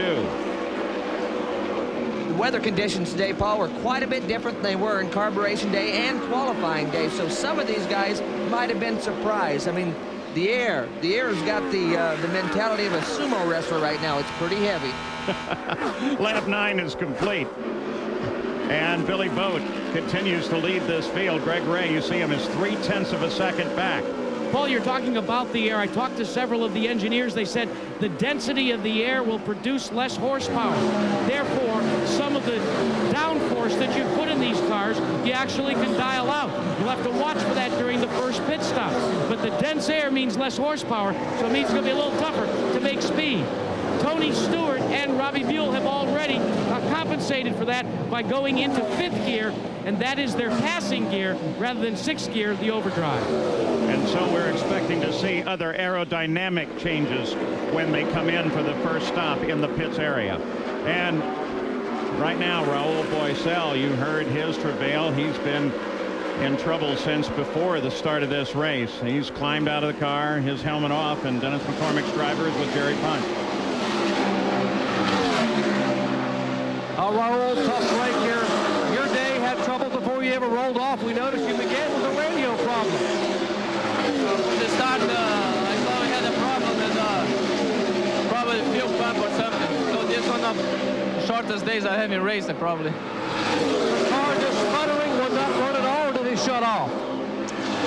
No, and put the throttle on, the fuel pressure just dropped and the car misfire. Another tough break here at Indianapolis for the Brazilian, Raul Boisel. Yeah, Jerry, he's had 10 starts, and this is the 5th time he has failed to finish the 500 miles. It tightens up back at the front. The tightest battle remains this one, that fluorescent car of Davey Hamilton, the Reebok car, and the Pennzoil car right behind him. Back now, back in the field. Remember, he started 28th, Arie Luyendyk. You ride on board with Arie right now. He's moved up 4 positions. Well, I saw his hand in the middle of that corner, Paul, and the in-car. His hand was quite a ways over to the, his right hand was quite a bit to the left, indicating he might have a little bit of understeer in that car right now. Field is playing it very conservative in these early moments of the Indianapolis 500. You ride with Arie Luyendyk. We'll stay right here. See those speeds. Again, they qualified quite a bit faster than that. Back at the front of the field, Greg Ray makes a move and takes the lead of the Indianapolis 500. Greg Ray comes around Boat. Now, is Boat in trouble? He gets high on the corner. Tony Stewart tries to take advantage of it. Buell is closing in. So is Hamilton. Well, sometimes when you get passed, you got to roll out of the throttle and let the guy go, and that gives the second, third, and there goes Buell behind Tony. Robbie Buell comes around Tony Stewart. So at first we thought it was Boat in trouble, then we thought, well, Stewart's going to get him. Now Stewart is passed by his own teammate. And first through 6, they're running right together.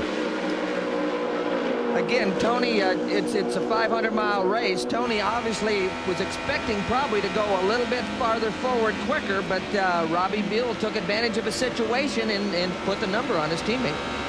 So with his move and the cross of the line, Greg Ray becomes the 163rd different driver to lead the Indianapolis 500 since 1911. Buzz Calkins has moved from 18th to 12th. We'll return with more of our coverage of the Indianapolis 500 after this message and a word from our ABC station.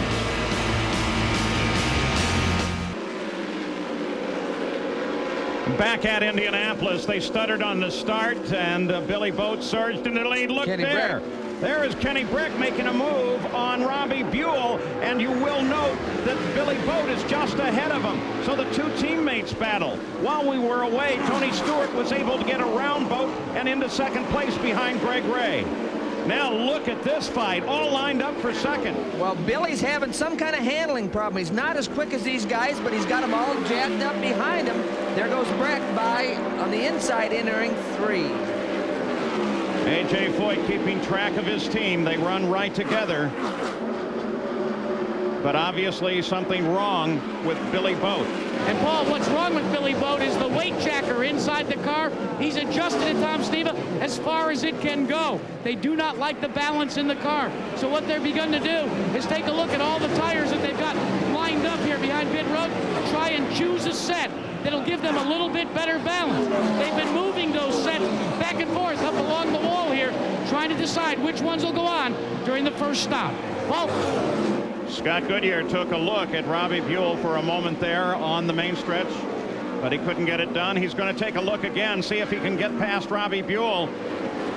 And once again, Buell sweeps into the corner well above the line, but at the same time keeps Scott Goodyear behind him in this ongoing battle now for 5th place.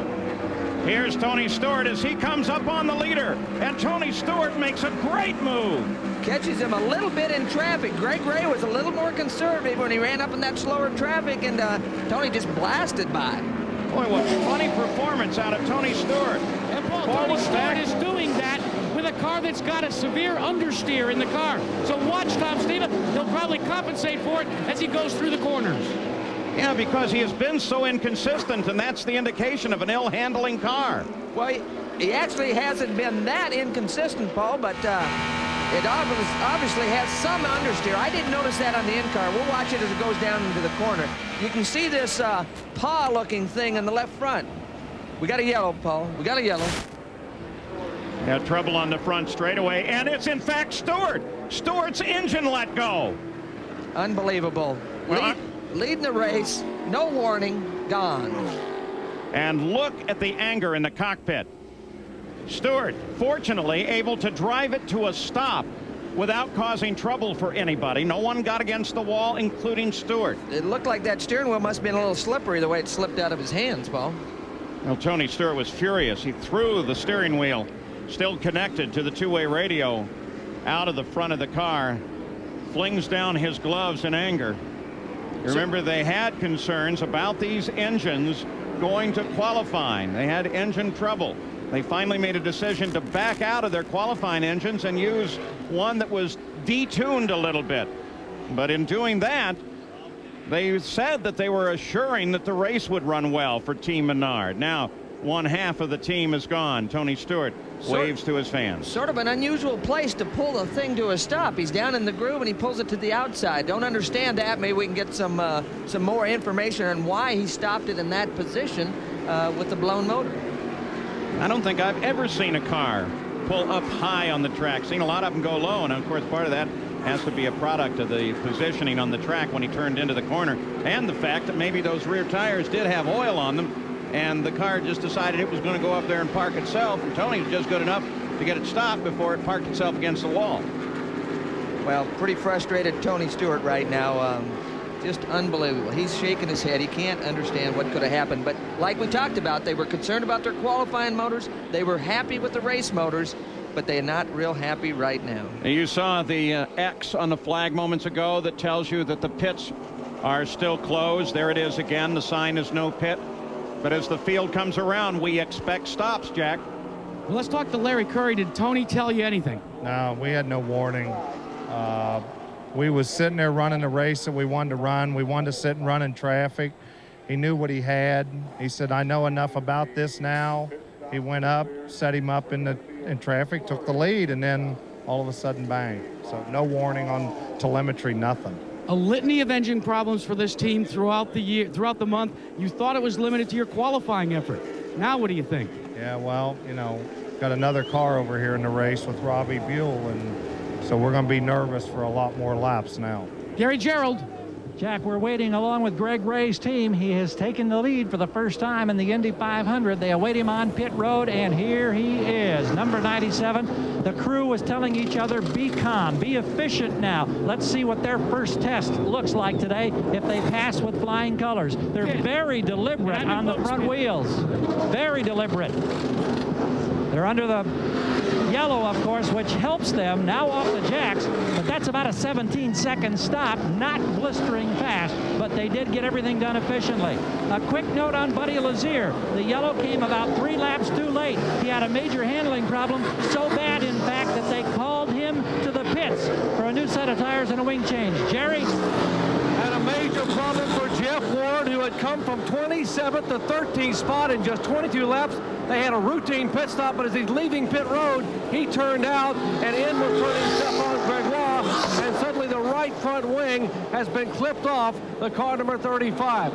What a tough break for the Tabasco driver after a great run here at the beginning.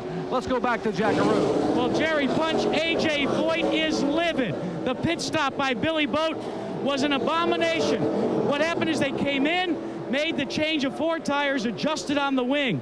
A.J. Foyt said on the radio, go, go, go, and was overruled by one of the crew members. Billy, concerned, didn't know what to do. He waited, paused for 3 seconds, and it was a costly 3 seconds. Well, discipline and precision are what you want in a pit stop at Indianapolis as we continue to watch the work on Jeff Ward's car. But A.J. Foyt's team and A.J.'s guys certainly did not have that. Here's what got the Jeff Ward car into trouble. Again, he got the signal from the pit guy to leave, but he didn't catch in the mirror. He didn't catch Gregoire coming into his pit stall, and contact was made.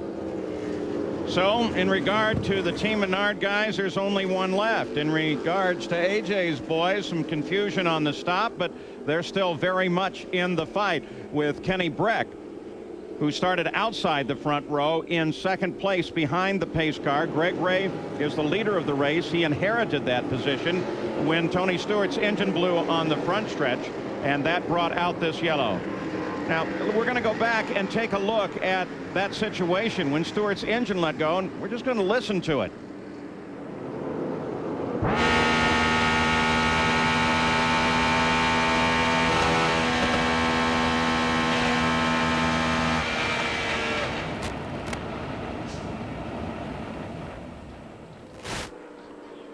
Boy, the worst sound you can hear, and then silence. Well, the silence came pretty quick. It mixed it up a little bit. You can see the smoke coming out of the back of it, so he's done for the day. So the rest of the field gathered up behind the Chevrolet Corvette pace car now. And there's Tony Stewart. He had to put his helmet on so they could tow the car back to the inside of the track. That's one of the rules. When they come past this time, 24 laps complete, we will be ready to go back to the green flag once again. Actually, that pit stop came at a very opportune time. Well, it did for some of them. Obviously, it didn't for Lazier, but we saw Ray had a very conservative pit stop. It was a little bit longer than some, but it's really an advantage when you come in first. You don't have to be the quickest in the pits, but you can still get out leading the race. Jackaroo. Well, you can see Tony Stewart with his back turned to the pit area. The disappointment you can see on his face. No warning. Nah, I wouldn't even run the car hard. I mean, if I was pushing it, I can understand it maybe, but just out there kind of riding around, trying to take it easy. The emotions right now for Tony Stewart. Describe them. Well, I mean, this is the only thing I've ever wanted to do in my life. This has been my #1 goal, and every year I get shit on doing it. So, I mean, how would you feel? Paul? And there, of course, in many ways is the dream of Tony George and the Pep Boys Indy Racing League to bring guys like Tony Stewart to this, the greatest spectacle in racing. Ari Lyondike comes in. It sounded like a smelly ending for Tony's day. Yeah, but it will only serve to stoke his fires, I suspect. Lyondike into the pits. And obviously, it's not routine. Getting it in gear. There's some trouble there. The car stalls. They bring it back. It feels like some kind of clutch problem. He was trying to get it again, couldn't find it. When it did pop in, it just stopped the motor. And now they try to get it rolling again. And in fact, this time, he's pumping the. throttle and trying he to can't catch get it going again. So Arie Luyendyk, the defending champion, is in trouble. His month of May has been nothing but trouble. That means that Greg Ray, Kenny Breck, Davey Hamilton, and Scott Goodyear will be the top 4 as we're ready to come back to the green flag. Jack Arute? Well, they've taken the off-board starter. You can hear the noises now as the motor's refired. He tries to find a gear. So far, he hasn't. He pulls away. It's obvious that he's lost one of the high gears, Paul. So Arie Luyendyk will roar back into the first turn as the green flag comes out. We run again at Indianapolis. A lot of mixing up. Look at the back of the field there, Paul. A lot of mixing it up. People are looking for places to go around. The car that actually was in front as they came down the straightaway is Buddy Lazier. He's still in front, but he is a lap behind the run. Second car in that line is Ray. Scott Goodyear suddenly into the pits. And this doesn't look good either because they immediately went to their pockets for the tools to pull the cowling. A lot of top contenders having serious problems early in this race. Jack Arute just reports first gear is gone. It's the problem with Arie Luyendyk. Buddy Lazier, despite the fact he's a lap down, looking strong, sitting in front of the leader. Then the leader got him coming off the corner, or doesn't have him yet. He will get them, I would assume, off of this corner, except Lazier seems to be running at a race pace.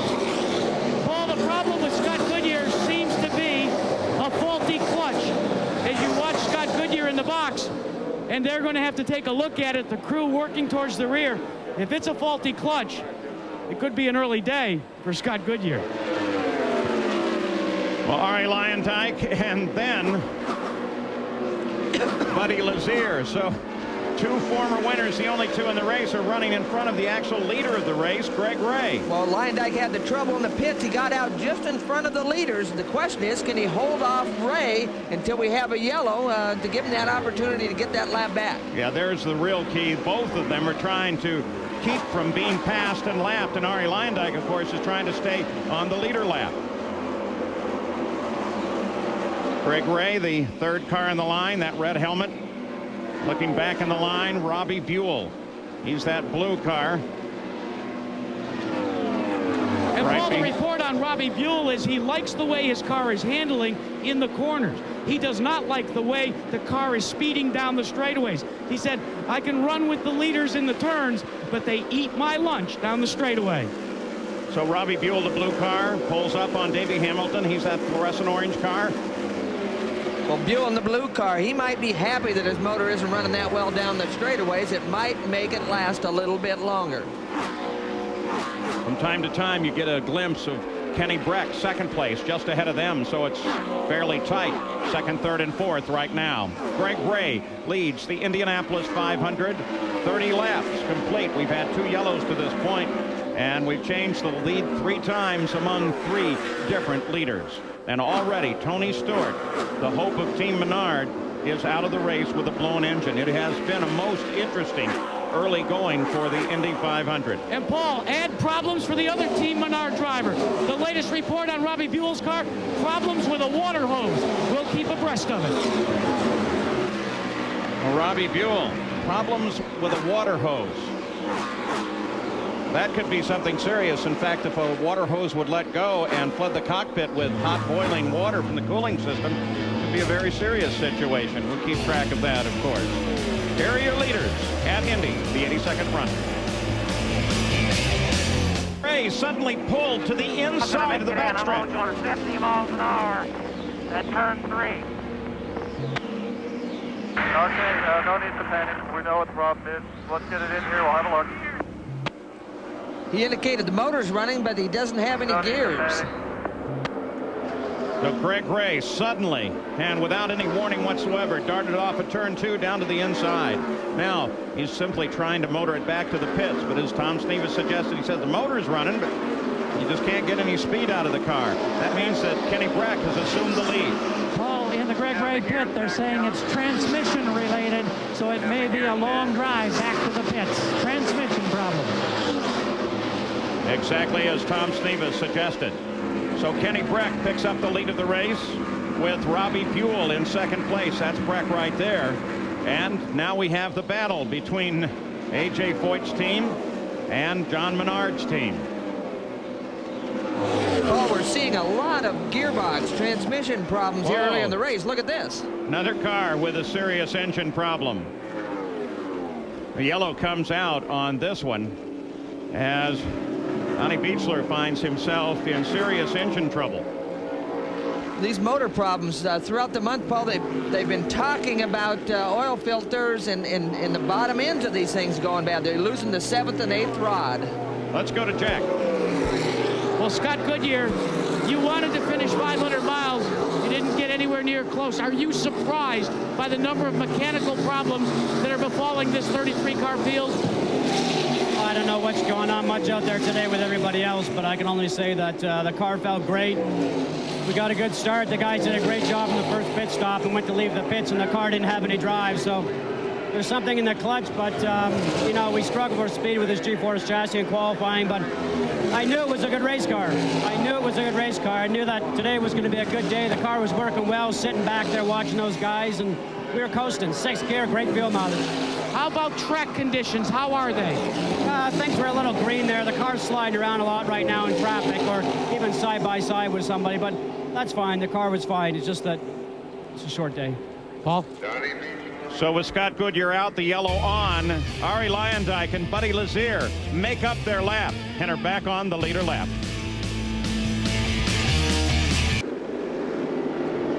$35 35 laps complete at Indianapolis. Here's some good moves since the start of the race. Knapp from 23rd to 8th, Billy Rowe 33rd to 18th, and Stan Waddles from 29th to 15th. Here's Gary Punch.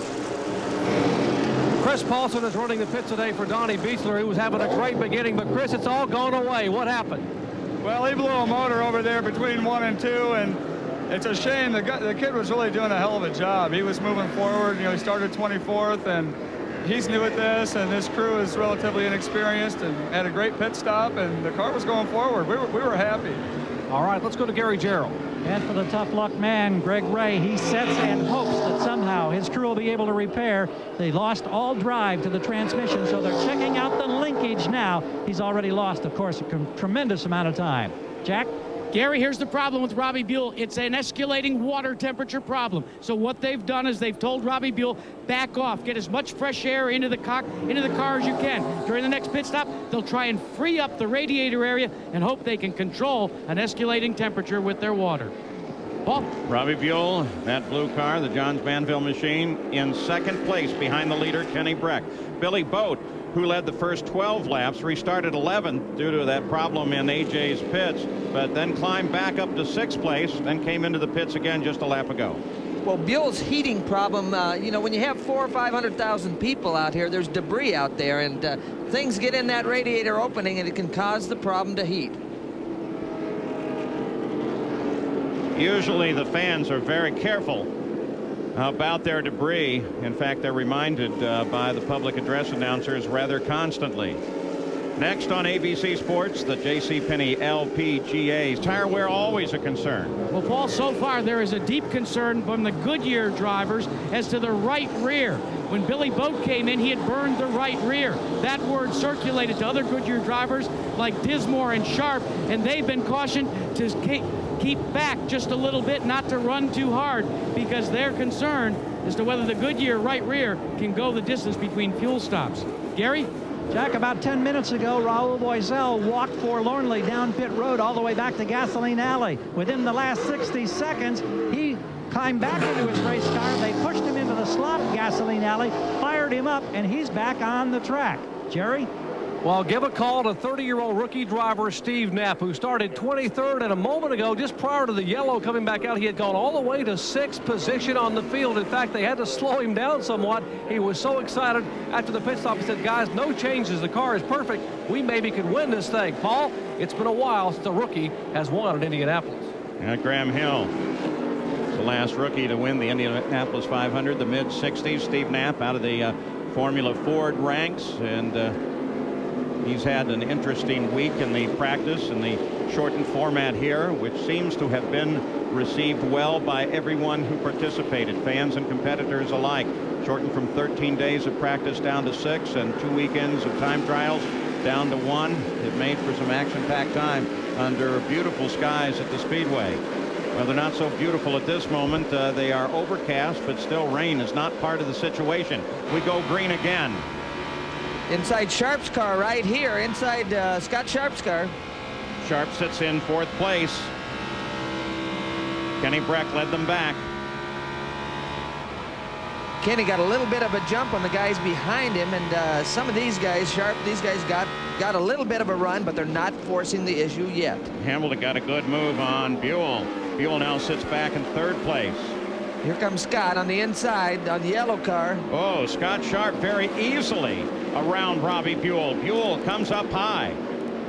He came up high, and Schmidt had a run on Buell, but he just quite couldn't get there through the short chute. That yellow and red car is Sam Schmidt, and he is there right now. Right behind him is Eddie Cheever, who has a great run going. This is looking out the back of Scott Sharp's car. And Cheever comes around Sam Schmidt. They got stacked up a little bit and gave Eddie a chance to get a run on those guys, and he made a good move and used it to his advantage. At the front, it remains Breck. Got a glimpse of Buzz Calkins trying to make a move down to the inside. Good stuff here, 2, 3, 4 wide. Well, a quick update on Scott Sharp. Remember, on the final practice on Thursday, motor problems the first couple of laps out, never got the speed. By the time they replaced the engine, final practice was over. Next morning, took the car to Indianapolis Raceway Park, reached speeds of 150 miles per hour on the straightaway on a 5/8 mile oval. Made sure everything was working. They've got to be smiling now at this great run that puts him in the top 3. Terrific battle back here. In fact, it's tight all around the course right now. Sam Schmidt, Steve Knapp right behind him. Again, this Knapp's come from way back, doing a great job so far. Look at this, 3 wide as they head into 1. Stan Waddle's in that black and yellow car. Stan on his first pit stop in the 19 Metro car. They had a miscue coming out of the pits and had to jump for the starter and get it started, but the crew was right there ready to go and got him back out rather efficiently considering the problem. Look at all these cars bunched up together, Paul. This is what racing is all about. Indianapolis 500, the 82nd running. They're all grouped right together. The leader is Kenny Breck. There you see him. That's Davey Hamilton in 2nd place on the right side of the screen. So the battle is back at the front. Here's the numbers on Breck. The numbers really don't tell everything. He really dropped back at the beginning. That graphic really didn't show that, but he's done a tremendous job coming back through the field. Started on the outside of the front row. His 2nd year, but as we mentioned, Breck last year was involved in an accident before the green flag came out. So this was really his start, and I think that's probably a pretty good move for him to hang back there. Yeah, a lot of these guys have used their head tremendously. It's surprising because we've got a lot of inexperienced people here. There's Eddie Cheever as he makes a move now to the inside. And Cheever underneath Sharp gets around Sharp, now moves into 3rd place. So Eddie's not wasting any time going to the front of this thing. You know what's getting me, though, Tom, is that some of these moves are happening so quickly. They sit and sit and sit, and then suddenly you see the move come. Well, they have to, they get that run. They got to stay tucked behind the guy to make the draft work so effectively for them. So they stay behind as long as they can, and then they dart out and try to get underneath them as they enter the corner. Breck, Hamilton, Cheever, the front 3. And that's tightening up. Breck leads them into 3. We've already gone past the first of the 500 miles. Cross that line at lap 40. Well, not surprising. Billy Boat, Breck's teammate, is having some handling problems. They didn't guess really that close on the handling, and maybe that's what's sneaking up on Breck. Good race here. Here comes Cheever. Cheever goes for 2nd place around Hamilton, and Eddie Cheever into 2nd in turn 1. Now gives chase to Kenny Breck, the leader, across the South Chute. Yellow comes on. Yellow comes on, and the indication is it's for a toe-in. So just as Eddie Cheever was all cocked and ready to get past, oh, and look who it is, Robbie Buell. Robbie Buell is the reason for the yellow and for the toe-in.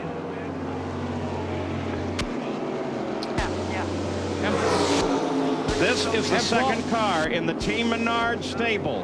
The first belonged to Tony Stewart. It was out with a blown engine in turn 1.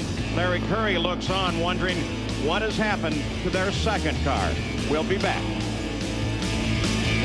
On the main straightaway at Indianapolis, under the caution, many of the cars making their stops. And the view, of course, comes from the Goodyear blimp Stars and Stripes. It's piloted by Captain Larry Chambers. Jackaroo?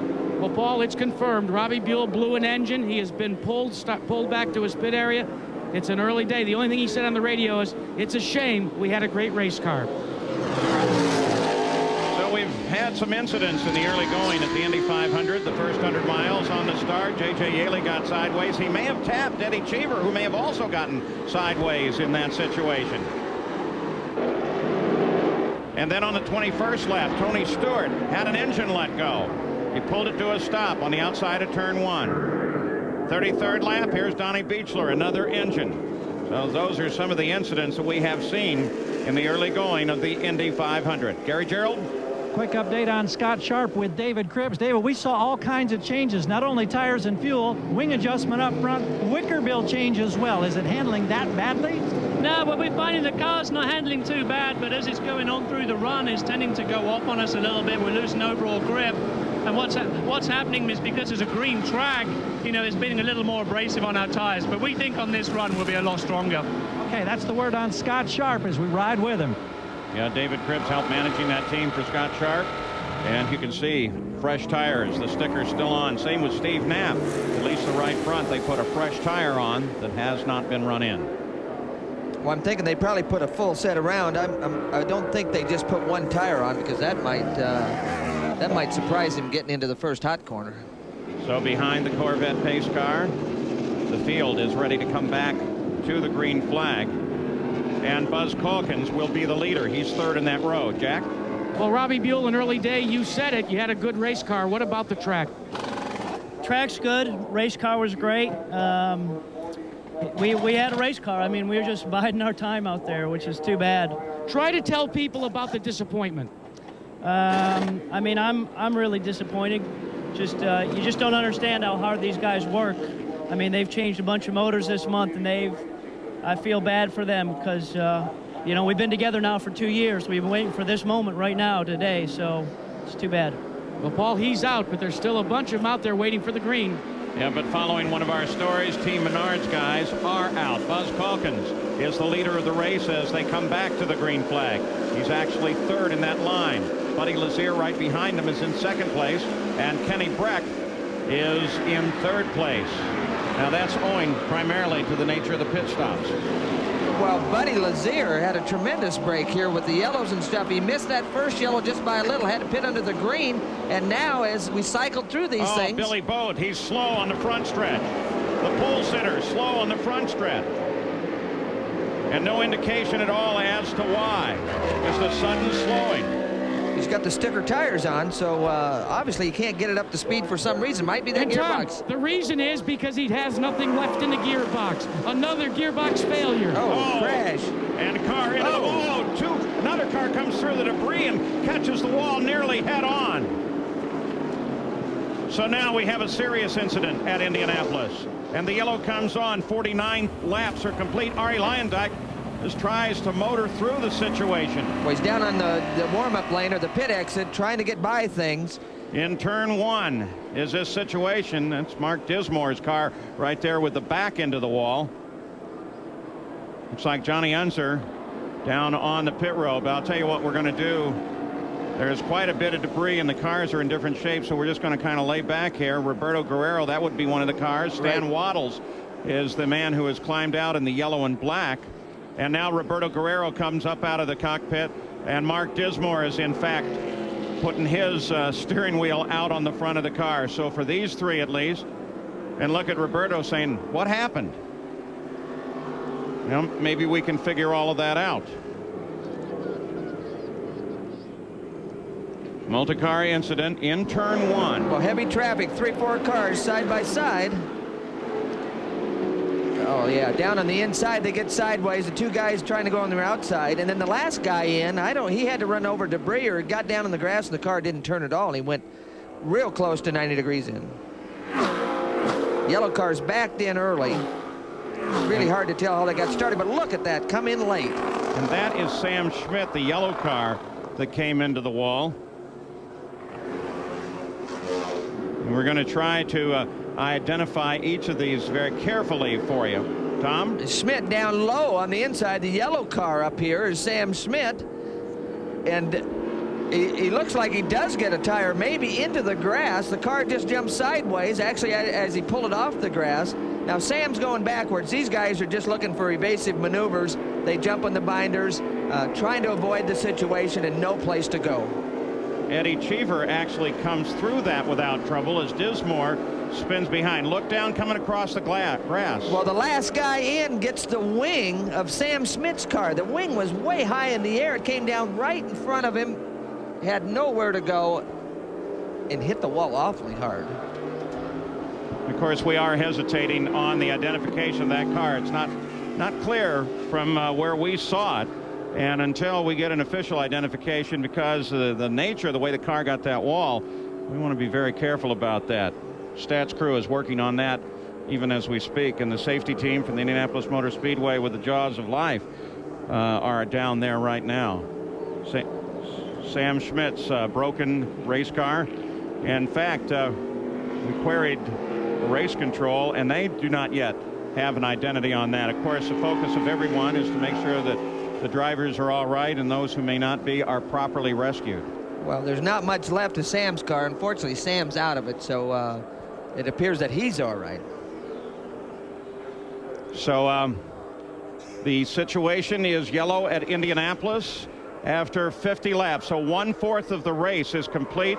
There is debris all up and down the short chute out of turn 1. We'll return with more of our coverage after this message and a word from our ABC stations. Back at Indianapolis, we are under the yellow flag for a fairly serious accident. Buddy Lazier is the leader with Ken Breck and Davey Hamilton following him, but they are all behind the pace car. Here's what set off this yellow flag. Again, Sam Schmidt on the inside gets down maybe on the grass. It's enough to get the car sideways. He's lost control. Now everybody else is throwing the binders on, trying to find a way around. Now Guthrie comes in here very late. You can see the wing right there coming down right in front of Guthrie, right on top of him. Nothing to do. He just almost head on into the wall. Real tough contact. We had not yet identified that white car. That is now identified as Jim Guthrie, and they are still working with him. He's awake, but he is hurt. Jerry Punch? Well, I'm with Mike McGuire, who is Jim Guthrie's crew chief. And Mike, first of all, do you have any idea from watching what you saw on the monitors what may have happened up there? Well, it looked to me like he was caught up in an accident in front of him. It looked like he had no room to go on the track, and he went into the wall in the nose of the car. A moment ago, you were consoling Missy Guthrie, Jim's wife. What were you telling her? You've gotten some reports, right? I've got some reports from one of the other spotters that they saw movement with him. They did take him out on a stretcher. All right, we'll wait for further updates on Jim Guthrie back from the medical center. Paul? Well, he will be going to the medical center here, which is one of the finest that there exists in racing. And Dr. Henry Bach and his crew will do their best. We'll be back.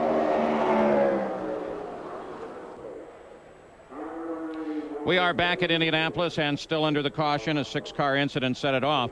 Next Saturday here on ABC Sports at 1:30 Eastern, 3 Pacific, United States versus Scotland. Soccer. Both teams World Cup qualifiers. It's the last warm-up game for the USA before the World Cup begins. So we've had a 6-car incident identified as involved Sam Schmidt, Mark Dismore, Roberto Guerrero, Jim Guthrie, Stan Waddles, and Billy Rowe. I think we have said that one of the cars appeared to be very much like Johnny Unser's. That is not true. That was Billy Rowe's car. Jack Arute? And Paul, just before that incident, we were reporting to you the condition of pole sitter Billy Boat's car. Well, the problem is that first they didn't have any gear, but then it's stuck in second gear. We're showing you the spare gearbox that A.J. Foyt team has. That's the rear end attenuator for crashes. But up here is where the gearbox is actually attached to the engine. But right in here in this aluminum casing around the side here, that's where the gears first, second, third, fourth, fifth, and sixth are. And right now, Billy Boats is stuck in second gear.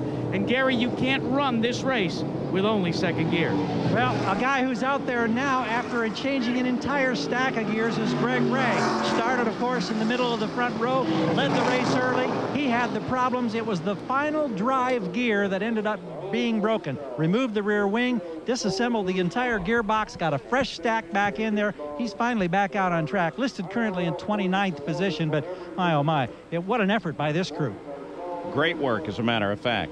So it will be Buddy Lazier, who has not made a pit stop, who will lead the field when we come back.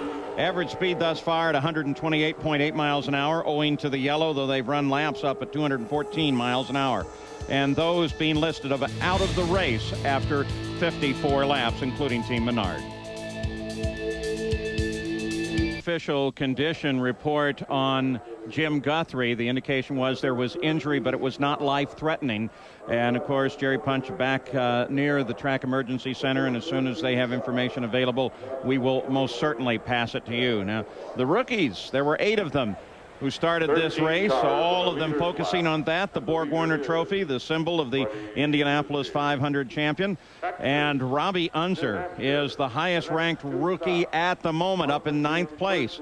Andy Mitchner in 11th, Steve Knapp, who had a great run as well. There they are. Those are the rookies, 6 of them still in the field. And leader Lazier in 5th place, Lyondike. Remember, they were 2.5 miles behind just 30 laps to go. We'll return with more of the Indy 500 after this message and a word from our ABC station. Back at Indianapolis, the yellow light is still on. Here are some of the stories we started at the beginning of the race. AJ's boys, Billy Boat, the pole sitter, hasn't had a good day. Brexix back in 2nd. Team Menard's guys, well, they're out of there. Former champions, they know how to do it. Lyondike and Lazier, 5th and 1st. The Rocky Road, well, Scott Sharp is having a pretty good day. Greg Ray is not. Eddie Cheever also moving very well up to 3rd. And those guys that never wanted to finish 2nd place again, Goodyear and Guerrero, well, they won't. They're out already. Jack? Well, let's update you with a new rule that the Pep Boys Indy Racing League has instituted. Teams are allowed to go back to Gasoline Alley and make changes on their cars. That's the case with Billy Boat, your pole sitter. They've replaced the gearbox. Now, his teammate, Kenny Breck, who currently is posted in 2nd, has radioed in that he has a problem, he thinks, with his rear tire. He says, I think the tire's going down. But as you look at Tommy LeMance, there are sender units on each of the tires that gauge the pressure. And on the screen is the pressure readout from that sending unit. It says that he has full pressure in that questionable tire. Paul? Well, Kenny Breck, we'll keep an eye on him. So, Tom Sneva, when you have a situation like this and everybody's had to drive through it, what does the driver have to do to get back in the game? Well, not much to get back in the game. He's just got to make sure his car is underneath him, and he hasn't had any damage based on that debris. The report by Jack, though, was excellent. I mean, the fact that these guys have a sensor situation where they can sense air pressure in each one of these tires is a big, big safety advantage for these drivers. I mean, this is something that all drivers wish they had on board their car, because they can get a lot of help from the pit and that technology. So Kenny Breck sits back as the field is now beginning to bottle up just a bit. Breck, you see him there in 2nd place behind Buddy Lazier. And those are your top 10 as we are getting closer and closer to going to a green flag condition. 59 laps are complete at the Indy 500.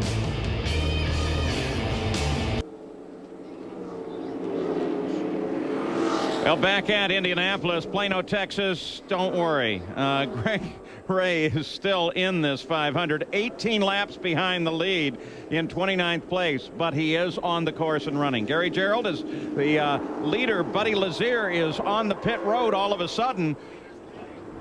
So the story on Lazier suddenly, and the crew, not sure they were totally ready. Tom Sneva, well, they got all the tires out. Well, they got them out in time. Yeah, I think they were trying to stretch this as long as they could to get in a pit window that works for the rest of this race. So it's a real good calculation by the Lazier team. Well, what an interesting strategy they are beginning to play. Ron Himmelgarn and the gang. And by the way, Danny Drynan, who tried to qualify for the race, is reported as going to go to that pit and help them on the team management. He certainly knows how to do it. Gary? Mark Dismore has been released from the medical center. Mark, from your seat, was there any option available to you at all, or was it purely just hang on and hope? Well, Gary, first of all, I want to thank the people that made it possible for me to be out there, and that's Valvoline and Goodyear and Delphi and Futaba and MCI. Those are the people that made it possible for me to be in this race, and I got to get that out of the way, and I just want to say thank you to all those people. You know, I mean, the track was coming to us, and the guys did a fantastic job on the pit stops, and we gained positions, and we worked on the car, and we had what was becoming a really good race car. And on the restart, I got a good restart, and I think I got around a couple of guys high in two, and we went down the back straightaway. We started running into a bottleneck, and I started rolling off the throttle, and I think just some guys got rambunctious, and there just was nothing available to get rambunctious about, and it's kind of like a drive-by shooting for me. Mark, we've got to get to those other guys before we go green. Thank you. Thanks, Gary. Jerry Punch. Well, Gary, Sam Smith, Billy Rowe, and Stan Waddles have walked out of the hospital. Good news that they're okay. Let me ask you, Sam, first, what happened out there? Just real disappointing. I mean, we had a pretty good run going on that back stretch and got around a few guys, and it just going into 3, I thought Davey saw me. I thought we were going to go through side by side in the last minute. He just took his line, which is his right, and I, just stood on the brakes, and it just all broke loose after that. Billy, what was your involvement? Well, I saw the whole thing coming. I got slowed way down, and I never seen so much carnage on the racetrack, and I had to go through the grass, and I thought I was just fine. Then all of a sudden I found myself backwards, so we're going to have to run down to the Napa Auto Parts store and get some parts, and we'll fix it for Texas. Stan Waddles, you were a victim as well. Yeah, we were going through 3 side by side with Roberto Guerrero, and watching him, and Mark Dismore left out of it right in front of me for this incident, and there's nowhere I could go, and I hit the back of Mark, and we wound up all spinning together up into the wall. It's a real shame. Glad everybody's okay, though, and Riley and Scott, Goodyear car is just, that's a winner. That car was going to the front. I can't believe it. It was a great run. Gary, 4 of the 5 drivers are out. We're told Jim Guthrie has been taken to Methodist Hospital. We'll have an update from Dr. Bach in just a moment. And with Roberto Guerrero and Roberto quickly, your crew's still working hard on this car. Are you hoping to get back on the track? Yeah, it was kind of funny because when I touched the wall, I just unbuckled myself, get out, because I felt I hit pretty hard. And then when I got out and looked at the car, I said, there's nothing wrong with the car. So I got them to tow me back. But then when they look at it, all the right-hand wishbones were bent. So they're changing it, and they're doing a good job, and we'll go back out there and try and do a few more laps. We're about to go green. Thanks, Roberto. Thank you, Gary. So something we haven't seen at the Speedway. The car's being worked on back in the garage area, but it's a great move for safety by the Pep Boys Indy Racing League. Well, you can see the cars just aren't, a 230-mile-an-hour race car is not made to run into things, and Guerrero didn't get away with that light brush in that incident. There's the way they will come back to the green flag. In fact, they are in that order. And note that John Paul Jr. in the 81 car, who's won the Michigan 500, is up in 5th place now. We're green again. Cheever moves to his right. Oh, look at Breck. The back end washes out a little bit as he changes gears. Into turn 1, Cheever looking for Breck. That's Scott Sharp, 3rd place. We saw Davey Hamilton, the orange car, looking for spots to get around people there on that restart. 4th car in that line is Ari Lyondike. Remember, he and Lazier fell well behind. Now Lyondike falls a little further backwards. He's challenged by Hamilton. And Hamilton gets around. That's the oil dry they put down on the track for the incident. That's not a problem. The incident, of course, up in the north end. Well, it still can be a problem if it's that heavy. They've got to be a little soft pedaling when it goes through there the first couple times, so they know what to expect. I haven't thought of that. We in fact say it's not a problem because it doesn't involve an incident, but it certainly can involve a problem for the second guy on the line. Let's go back down to the medical center area and Jerry Punch. Dr. Henry Bach, medical director for the Indy Racing League. Dr. Bach, what's the status of Jim Guthrie?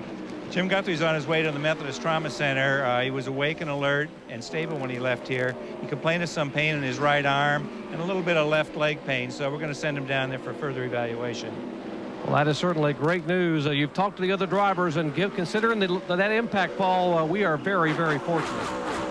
Well, I'm actually surprised that impact was what most of us actually fear, which was nearly head-on, and it's good news that he's awake, alert. We're going to look at his arm and leg, but apparently there's nothing more serious. We'll keep up to date on that as well. Well, it's really amazing the safety features that these cars have advanced into, and a couple years ago, Paul, that would have been a lot more serious of a problem. Battle is at the front of the field at Indianapolis. We're on the 66th lap. There are the leaders. Kenny Breck, followed by Eddie Cheever.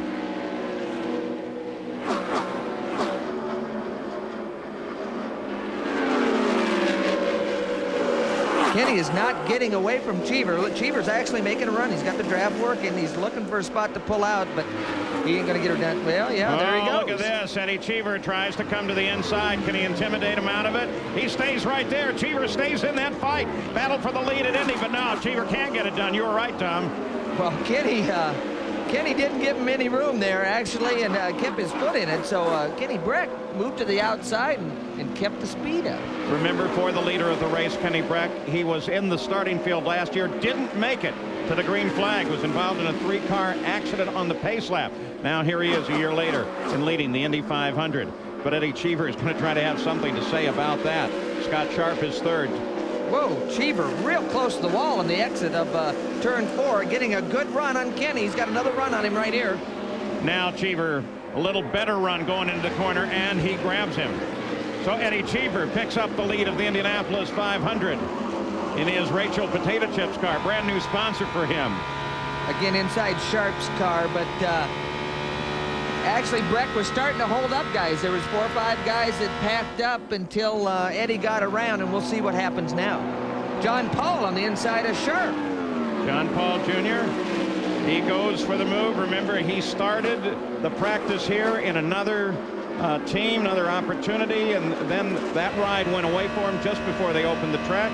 He got this ride, and look at that. John Paul Jr. runs in 4th place, now in 3rd. That in-car was Lyondike making a move on Sharp. Ari Lyondike comes around Scott Sharp, so everybody is on the charge at the front of the field. Ari Lyondike started back 28. And Paul, don't forget, Ari Lyondike has to make as much ground up on the racetrack as possible, because every time he pits, he is absent 1st and 2nd gear. So pit stops become intolerably slow and long. And when you're covering a football field a second, you can lose a lot of time on pit road. Eddie Cheever takes the lead, the 7th different leader of the day. The first time Cheever has led Indy since 9 laps back in 1992. This is a battle between Breck and John Paul. Again, that problem with Lyondike in the gearbox could become a real problem, especially if we have green light type pit stops. If they're under the yellow, it's not nearly as severe. Well, the sky here continues to get lighter and lighter. In fact, we do see some patches of blue coming through. You would not have believed that if you had been in the group coming to the track as the gates opened at 5 o'clock this morning. The rain was pouring hard, but the Indianapolis Motor Speedway crews and the Pep Boys Indy Racing League, they did a very nice job in getting the track ready to go. The delay was not nearly as long as we had anticipated. They got that track dry and ready to go racing. Cheever, Breck, John Paul Jr. Tremendous job by John Paul here that we're looking at, the red and white car. Got in this car late after actually Danny and Gaius had an accident early in the month and wasn't cleared to drive. And here's Billy Boat. He comes back onto the track 19 laps behind the race and in 22nd position. The pole sitter driving the Conseco car for A.J. Foyt. Again, back to John Paul. He got into Gaius' car. He had trepidation about doing that, getting into somebody's car because they got injured. It's a tough deal. John Paul had been in that same situation himself, but doing an excellent job so far today. Now, owing to that lengthy caution, it is now a little difficult to predict where the next set of pit stops will actually come. And as you already know, a couple of the teams are running deliberately out of order. Most notable there is Lazier's situation. We'll certainly keep track of that. Well, he's now running back in 9th place. Yeah, he's 9th place, but he's got a lot bigger window as far as fuel's concerned because he stopped so late in that last segment. So it'll be interesting to see if the race comes to him. Now, that's what makes Indianapolis so very special, is all of the strategy at the first 2 races and most of the races in the Pep Boys IRL season. We would be approaching the end of the race about this point, approaching the 200-mile mark, but it's those 300 extra miles that have not been run before this year that can make all the difference in the world, and that's why the strategy is so critical here. The others tend to be sprint races. This you really have to plan for. Jerry Punch. All right, they broke a header and they are having problems now with the car. We are told it may be changing a battery. They're working on the electronics on the left side. They had the left side pod off, and of course the engine's overall. So Jack Miller losing very, very valuable time. A litany of problems for the dentist here in Indianapolis. Yeah, the number 40 crest card, appropriate sponsor for Dr. Jack Miller. There's Cheever. There's Boat, slow. John Paul Jr. just moved into second place. We took a look at Boat coming off the corner slow. John Paul Jr. got around Kenny Brack and grabbed second place. Well, Boat's quite a few laps down, so he's probably going to let these leaders go.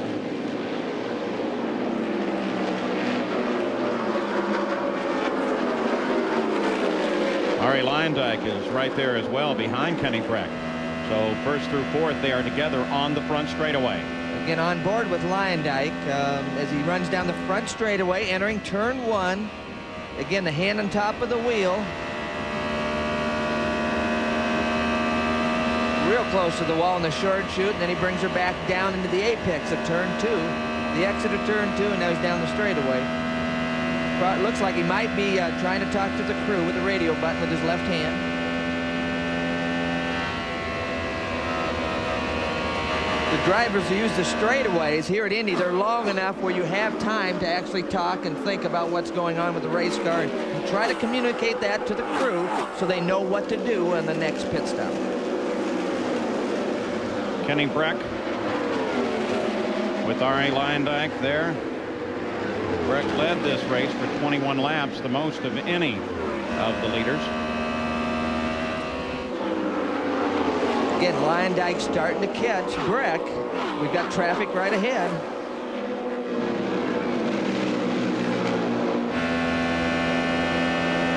That's Jimmy Kite in the blue and orange yellow car there that they're getting by. Kite, the fastest rookie in the field. Boy, see how high he came off that corner? Leyendijk really got up there. Well, Ari's been around this place a lot of laps, and he knows how to get the most out of a race car. So this is the battle for third place.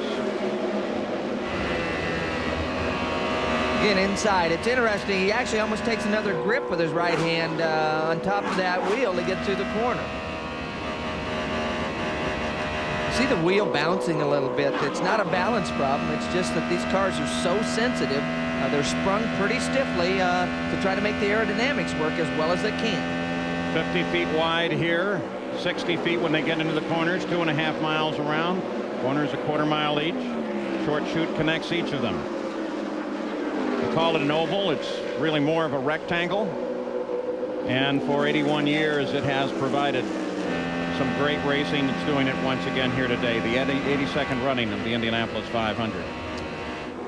Eddie Cheever is leading John Paul Jr. now just by 0.4. So the interval between John Paul Jr. and Cheever beginning to come down while we continue to focus on this battle, which is the closest in the field between Kenny Brack of Sweden and Ari Leyendijk, originally from Holland, now lives in the Phoenix area. Again, this is the battle for third and fourth, just right behind the leaders. In fact, the onboard camera from time to time, you get a glimpse of the leaders just ahead. Cheever and John Paul Jr. John Paul Jr. has never led the Indy 500 in 6 previous starts. Pretty close right now.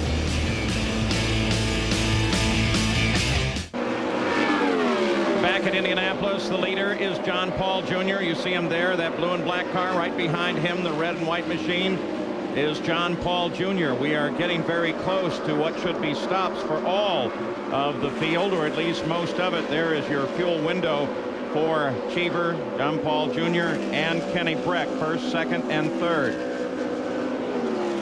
To move from the last pit stop, all 4 of the top 4 are right together on the track. Yeah, as the fuel window goes, as we run a segment on a load of fuel, everybody seems to gather towards the end of the segment, and it's going to make for a great race. Cheever, John Paul Jr., Kenny Brack, Ari Leyendijk, the top 4. Robbie Unser has moved up to 5th place now. Then Davey Hamilton, Scott Sharp, Steve Knapp, Buddy Lazier, and Stefan Gregoire round out the top 10. Quick glimpse of Groff there. Well, 3 wide. We see somebody entering the pits right there. causing some guys to scatter a little bit behind him. But pit stops are coming. John Paul. There's John Paul Jr. as he comes down onto the pit road for his stop. He comes out of second place. Arie Luyendyk inherits second place. Watching this crew. Revs up. Waiting for the fuel only now. All tires have been changed. No handling adjustments. Rolling. 8.5 seconds. You can see him tear away the tape. That was interesting. I don't know if that was head padding or what. As he came in, you could see some stuff flopping around, but they got that problem taken care of. And the leader has made a turn, as has Scott Sharp. There's the leader, the 51 car. Rachel's potato chip machine, Eddie Cheever. Locking Scott up the Sharp right also front. came in. Locking up the right front on the entry. Jerry Punch. 40-year-old Eddie Cheever comes in and will make a slight air pressure adjustment in the right rear. He said the car is leaning on the right rear. It thinks it may start to get loose. Owen Snyder in the crew. Oh, they can't get the fuel couple. He begins to pull away. There's fuel down the left side pod. Now, Cheever puts it back in gear and pulls away a costly pit mistake here in the Cheever pit. That was scary, actually reminiscent of Lloyd Ruby, who tried to pull away once with fuel hose connected and pulled the side of the car out. Well, fortunately, that wasn't a big problem. They got away with it somehow. Arie Luyendyk, as the leader of the race, now comes onto the pit. And he will head into the Treadway Racing Team service area. Very steady run for Luyendyk. Look how carefully he's obeying the 100-mile-an-hour speed limit in the pit area. And remember, Paul, the biggest concern for this team right now is not 4 tires, not 35 gallons of fuel, not any sort of adjustment, because they will make none. It's what's going to happen in about 3 seconds. When they drop the jack, they're going to have to push him away. Let's watch. You can see, taking away. He tries to run it. Robbie Unser also in, trying to drag race down as Arie Luyendyk has a very good stop under green flag conditions with his problems. Boy, he had to leave in third gear. You could hear the RPMs that he had in the motor, and when he let the clutch out, they really came down, but he got away with it. So Arie Luyendyk overcomes the ills of that problem at the back end of the car and gets it back into the fight and does it without a great deal of trouble. Watching Cheever now with John Paul Jr. right behind him. Davey Hamilton in there, trying to get a new set of Reeboks on that thing. Hamilton in second when he came into the pits. There's Kenny Breck as he slows down. Kenny was scored last time across the stripe, but everyone's heading into the pits as the leader of the run. Well, Breck's running pretty slow. I don't know what he's doing there, guys. That's more than just a slowing down. Fuel? That's 3 and 4, and he entered on the back straightaway. Some kind of problem there. So A.J. Foyt's other car, Kenny Breck as the pilot, may not make it all the way down the pit area to A.J. Foyt's pit. Other guys trying to get in the pit here. This is going to be tight on the pit entry. First glimpse of that car, we simply thought it was moving down for the pit area. AJ's looking down there. He's on the radio to Kenny Breck. I don't know if they ran it dry or not, Paul. Boy, what a shame it would be if they did.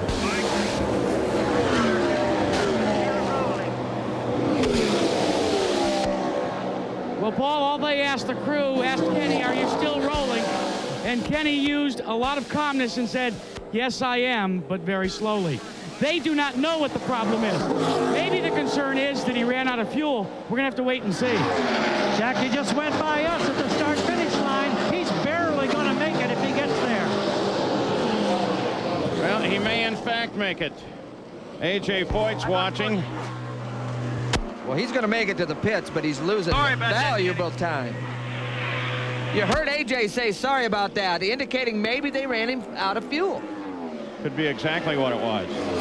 Also, what could have happened is maybe Kenny inadvertently hit the wrong switch, because one thing that we didn't hear A.J. say on the air, but I heard monitoring his radio, is he said something about we had a problem with the switch. That could be on the dashboard componentry.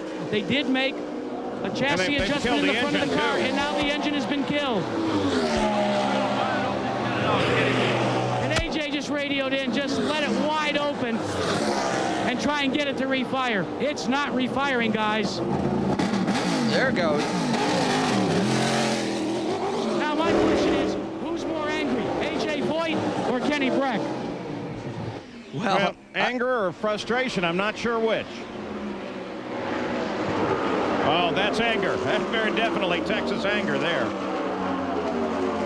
Kenny Breck comes back into the fight at the front of the field. Lazier is the leader. Good battle there between Lyondike and one of the Unser boys. Let me see if I can explain to you guys what AJ is so upset about.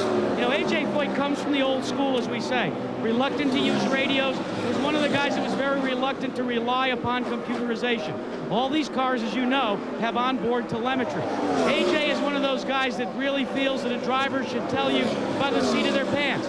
He showed the frustration towards his nephew, who is the chief engineer and component and computer guy. And as you watch AJ Voigt do a number on a laptop computer, remember those things go for about $7,000, but to win here at Indy pays over $1 million. Yeah, AJ doesn't care. Well, AJ, one thing you can't do by the seat of your pants is feel how much fuel's in that car, and those boys are upset right now. Ari Lyondike with Robbie Unser, the red, white, and blue car right behind him, the highest placed rookie at the moment in the field. The whole family was here to try and help both Robbie as a rookie and Johnny Unser get into the race. Traffic there again. That looks like Buzz Calkins coming in the pits right in front of him, but it gave him a run down the front straightaway. Robbie Unser making a pass on Lyondike. Yeah, Buzz Calkins, and Robbie got him. Robbie got past Ari Lyondike. That puts Robbie up into 5th place.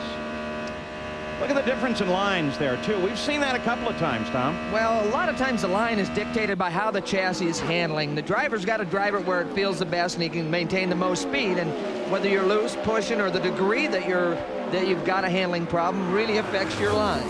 Past couple of laps have been run as high as 209 miles an hour. Here's Buddy Lazier into the pits. He last stopped on lap 61. This is the 93rd lap, Gary.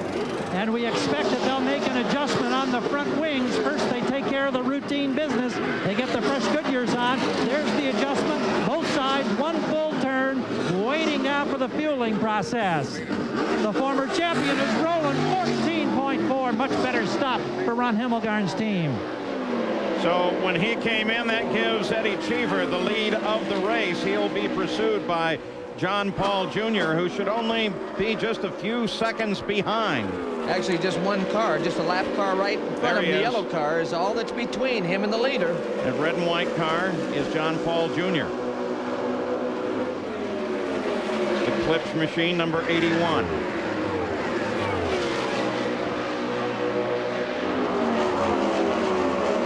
So can John Paul close in with the Lazier stop as well? Davey Hamilton and Robbie Unser able to surge forward. Again, just a tremendous effort here for John Paul and that team. A small team, not a whole lot of funding, and they're right there at the top of the pack. You know, but that's something we can't forget as we run toward the end of this race, is that Buddy Lazier is very definitely running out of the pit stop order. And my guess would be that that will be a key strategy coming to the end. And Paul, you were talking about the great story with John Paul Jr. Remember, he came here, he was supposed to drive for Paul Diatlovich and Chuck Buckman in the PDM racing entry. But when they had a problem at Phoenix and John Paul failed to qualify, they went $140,000 in the hole. They had to look for additional sponsorship. It came along with Jack Hewitt, as we watched Jimmy Kite slowing down on the racetrack and on pit road. And what happened was John Paul Jr. is the one that went to PDM and said, look, you need to go with the rookie Jack Hewitt. And he walked out of there and he said, I'll just find a ride as the yellow comes out. The yellow light flashes on for Jimmy Kite, the fastest rookie in the field, as he rolls to a stop. Eddie Cheever is the leader of the race. John Paul Jr. in second. There's a couple of old line tacticians. Bobby Unser working his son Robbie, and A.J. Voigt keeping track of Kenny Breck and Billy Boat. We'll return with more of the Indianapolis 500 after this message and a word from your ABC station. Back in Indianapolis under yellow for Jimmy Kite. They got him back to the pits, and he is back on the racetrack. The Goodyear blimp Stars and Stripes is one of the 6 Goodyear blimps operating around the world. 3 operate in the USA. There are 2 in Europe and 1 in Latin America. Now, watching for the leader of the race, Eddie Cheever. He's in the pits. And Paul, this caution flag, a big break for Eddie Cheever. Remember his last stop when the fuel nozzle got stuck and he pulled away? Well, they lost 6 gallons of fuel. That would have cost them dearly. 11.4 seconds of routine stop, and Cheever is down and away. Routine just a little short on fuel, though. Now the drivers and their teams will get a chance to unwind and enjoy themselves, putting the weeks of preparation for this Indy 500 behind them at the awards banquet. We have now is John Paul Jr. inheriting the lead of the race from Eddie Cheever, who came into the pits to make sure that his tank was topped off completely. Remember, he had a faltering problem on the last stop, and they didn't get a good disconnect. So we're expecting a green flag as they come around onto the front stretch. You look at the field on the back stretch. Well, very interesting carburation day, John Paul, and that car had a problem with the clutch, Paul, and it was a new clutch. It was stiff. He pushed it over center, and so they had to take that car completely apart, put a new clutch in that thing, and it's got him to the front of the pack. John Paul Jr., as the leader, is second in the line. He's led a run 784 laps at Indy, and now he leads a lap, finally. Pace car comes off. Remember, John Paul Jr. is the key, second in the line. Well, it's sort of an erratic restart there. A big gap between the top couple cars. Scott Goodyear jumped out there very quickly. Whoa, look at this. Saw the pit guys hunkering down. They saw this coming. They wanted to make sure that they were safe in that no man's land between the pit and the main straightaway. But Arie Luyendyk is in the midst of a big fight. Well, that might have surprised him a little bit, because there's a couple guys that just poured her down into turn 1. It's John Paul Jr., Davey Hamilton, Robbie Unser, Arie Luyendyk. Those are the top 4. Who do we got slow on the infield? Is it? This could have been the one that was smoking for us. It's one of the Hemagarn cars.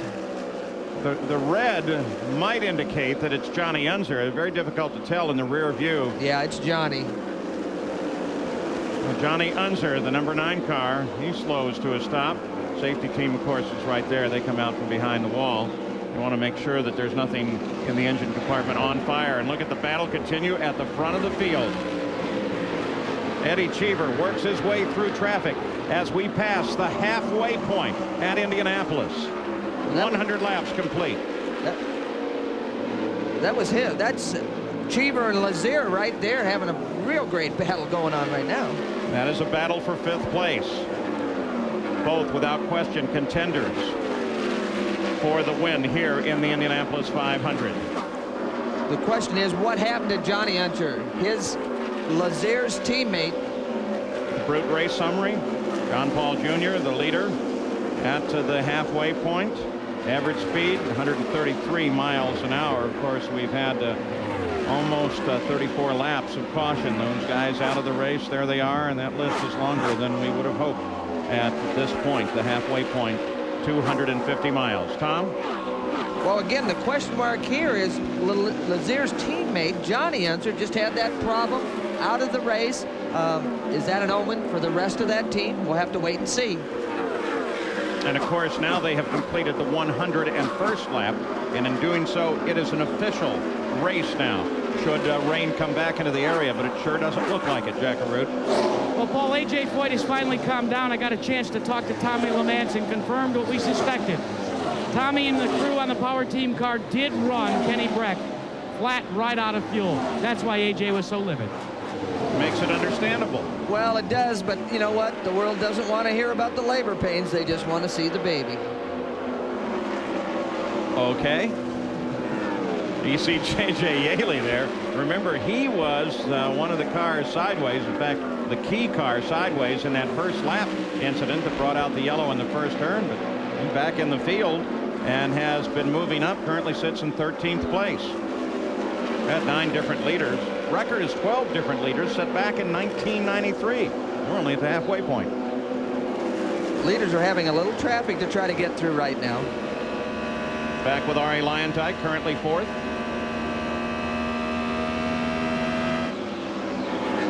Again, you can see him take that other grip on the steering wheel. Very unusual. A lot of times you don't change your hand position on the steering wheel, but Lyondike seems to be moving him around quite a bit.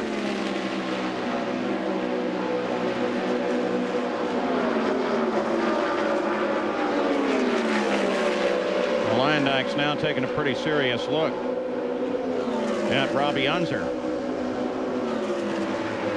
who's just ahead of him, red, white, and blue. Robbie's trying to get by Marco Greco in the red car. The traffic in front of him. Robbie's trying to get his way through traffic. Marco Greco is 17th. Haven't mentioned him much today. Single car effort. Yeah, Robbie got a good run on him on the back straightaway there, and is going to be able to get Clyde. Pretty close, though. They didn't see each other as quick as I wanted them to. Oh, look at Ari. He was trying to snooker Robbie Unser there, tried to get in below him and surprise him. Well, I think the one he surprised was Greco, because they both got by Greco down that straightaway. John Paul Jr. still the leader. Robbie Unser is in 3rd. Jerry Punch?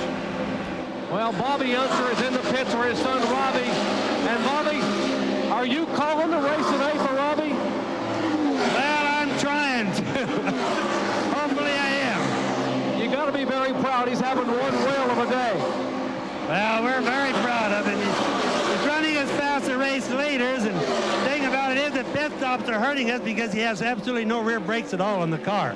So every time he has to stop, he flat spots the front tires. So that's really hurting things, but other than that, he's very fast on the track. What have you told him about the final 90 laps? How do you play it? Oh, that's a long ways off. We're going to worry about that when the time comes. I'll know what to tell him, believe me. All right, Bobby Unser directing his young son Robbie. And Paul, remember the connection to May 24th and the Unser family. Yeah, the race has been run on May 24th only 3 times and always won by a member of the Unser family. Another May 24th. Well, what are the chances that guy can do it? Interesting comment, though. No rear brakes. Now, a lot of racetracks, that would pretty much end your day. At this place, you don't use the brakes when you're at speed. It's just traffic and pit stops that make brakes be very critical. We'll take a look as they hit the line. Boy, look at John Paul Jr. at 210, but Davey Hamilton in 2nd place was the quickest thus far. We'll look to see who's the quickest. Boy, they're all quick. There's Robbie Unser scoring up at 2:11.7. A little bit faster pace than earlier. We looked earlier, they were in the 2:08, 2:09 area. Now the track is actually getting faster. And Robbie Unser is the fastest of those running at the front of the field. John Paul Jr., Davey Hamilton, Ari Lyondike, Buddy Lazier. That's the top of the order. The 82nd running of the Indianapolis 500. Been a most unusual race to this point. 108 laps complete. John Paul in the red, white, and blue car. I'm sorry, that's one of the Unsers trying to get by Bosell, who's down a bunch of laps. Remember, he had the problem right at the beginning. Yeah, he's 35 laps behind the lead of the race, and here comes Ari past him as well as he continues his pursuit of Robbie Unser.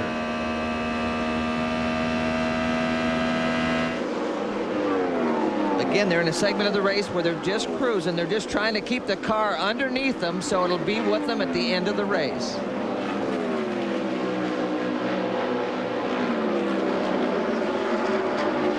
Running back in 10th place is Stefan Gregoire. You ride with him now, the Blue Star car. The old blue car finally got themselves a sponsor. They got all kinds of names on her right there. You can see the 33.0 on the dash there. Again, that's a fuel reading, an indication when he sees that in the dash, he's got to be looking for the pits. 35 gallons of methanol fuel, the capacity on these cars. Brought it down from 40 when they came out with this new formula for the Pep Boys Indy Racing League. Normally aspirated engines and the whole new chassis design of the G-Force, the Delora, and the Riley Scott chassis. Yeah, if you look at Stefan's hands in the corner, number one, he doesn't take a new grip on the wheel, and the wheel looks a lot steadier. It's not vibrating around nearly as much as it is in Lyondike's car. Stefan is running in 10th place, a lap behind the leader. Got caught in that on a pit stop. Ari Lyondike. Now see him fighting the wheel a lot more. It's jerking around a lot more. I don't know what, that's an indication. Maybe we got a G-force here with Lyondike as compared to the Delar that Steffen's in. Firestone tires on Ari Lyondike's car. The battle between Goodyear and Firestone continues at Indianapolis. So now we have completed 110 laps at Indianapolis, and John Paul Jr.'s number 81 is on the top of the scoring pylon. But John Paul Jr. just came in and out of the pits, relinquishing the lead of the race over to Davey Hamilton, but a nice 14-second stop. Trying to listen to the radio on the pit stop. He had a nice pit stop, but they put quite a bit of front wing in that car, Paul. For leading the race and going as fast as he was, it's surprising that they put that much wing back in that car. There's our new leader, Davey Hamilton, the Reebok car. He started in 8th place. Robbie Unser came into the pits. Marco Greco came into the pits. Those were all routine service. Well, great job by Davey. He's been close to the front all day from Boise, Idaho, a big modified sprint car type guy, and it's fun to see Davey at the front of this pack. Ari Lyondike is 1.6 seconds back. Davey Hamilton, the 10th different leader today. Race has been action-packed. We had one major incident, 6 cars involved. 5 of the drivers were checked out at the hospital. And we've talked with all of them, Sam Schmidt, Mark Dismore, Roberto Guerrero, Stan Waddles, and Billy Rowe. Jim Guthrie was alert and awake as he came to the track hospital. They were worried about some pain in the leg and an arm. They sent him on to Methodist Hospital of Indiana here, and we are now waiting for the report back from Methodist Hospital to further update the condition on Jim Guthrie. The leader's coming in, Paul. Davey's heading towards the pits.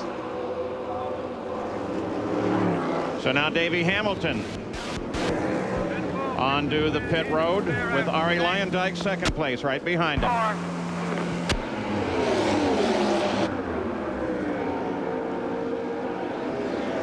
And Paul, Ari Lyondike goes by a pitting Davey Hamilton. They are one stall apart. As we watch both pit stops, the word goes out to reset the fuel meter. 4 tires all the way around. Nominal stops for both. The big question mark, though, is the problem with Ari Lyondike's car. 13.3 for Hamilton, 12.2 for Lyondike. But you can see the problem when you don't have first and second gear. Lyondike comes out the loser. Well, the Hamilton crew had a great pit stop there. They actually beat him in the box, and besides that, with the clutch problem, I don't even think that was a factor on who won that pit stop contest. Ari Lyondike finally gets it up into a gear where he can get some speed out of the car. Eddie Cheever assumes the lead now with Buddy Lazier in second place, 4.8 seconds back. And if this goes green all the way, the gear problem that Lyondike's having could be a factor. It's got to cost you time, and it's hard on the equipment. You got to slip that clutch to get it going in a higher gear. And Tom, that's exactly the problem with Ari Lyondike. He revs that thing up, and every time he begins to creep away, you can hear the clutch just laboring as hard as it can. With some of the clutch problems we've had, you've got to become concerned. We still have a couple of pit stops to go. Are you smelling anything down there, Jack? Sometimes you can smell those clutches when they're starting to go. Well, so far we haven't smelled anything, but usually by the time you smell it, it's too late. You got that right. You saw Cheever overhaul Stefan Gregoire, putting Gregoire 2 laps down. Kenny Breck, you saw him just a moment ago. He's a lap behind the leader. Leader is this car, the 51 Rachel Potato Chip car of Eddie Cheever. Buddy Lazier, the Delta Fawcett number 91, is second. Steve Knapp, the rookie, sits in third place right now with John Paul Jr. in the Clips number 81 in fourth. Robbie Unser with his stop fell down to 7th in the order. There's still plenty of time left at the Indy 500. Well, you can see the Dyson going on here. We got good traffic situations. We got good racing going on. Sharp underneath the doctor there. Surprised the doctor a little bit. Lazier had to sort of watch. and the doc's coming in. That's enough for him. Now remember, he's had his problems in the day in that 40 car, and he is back coming down on the pit road one more time.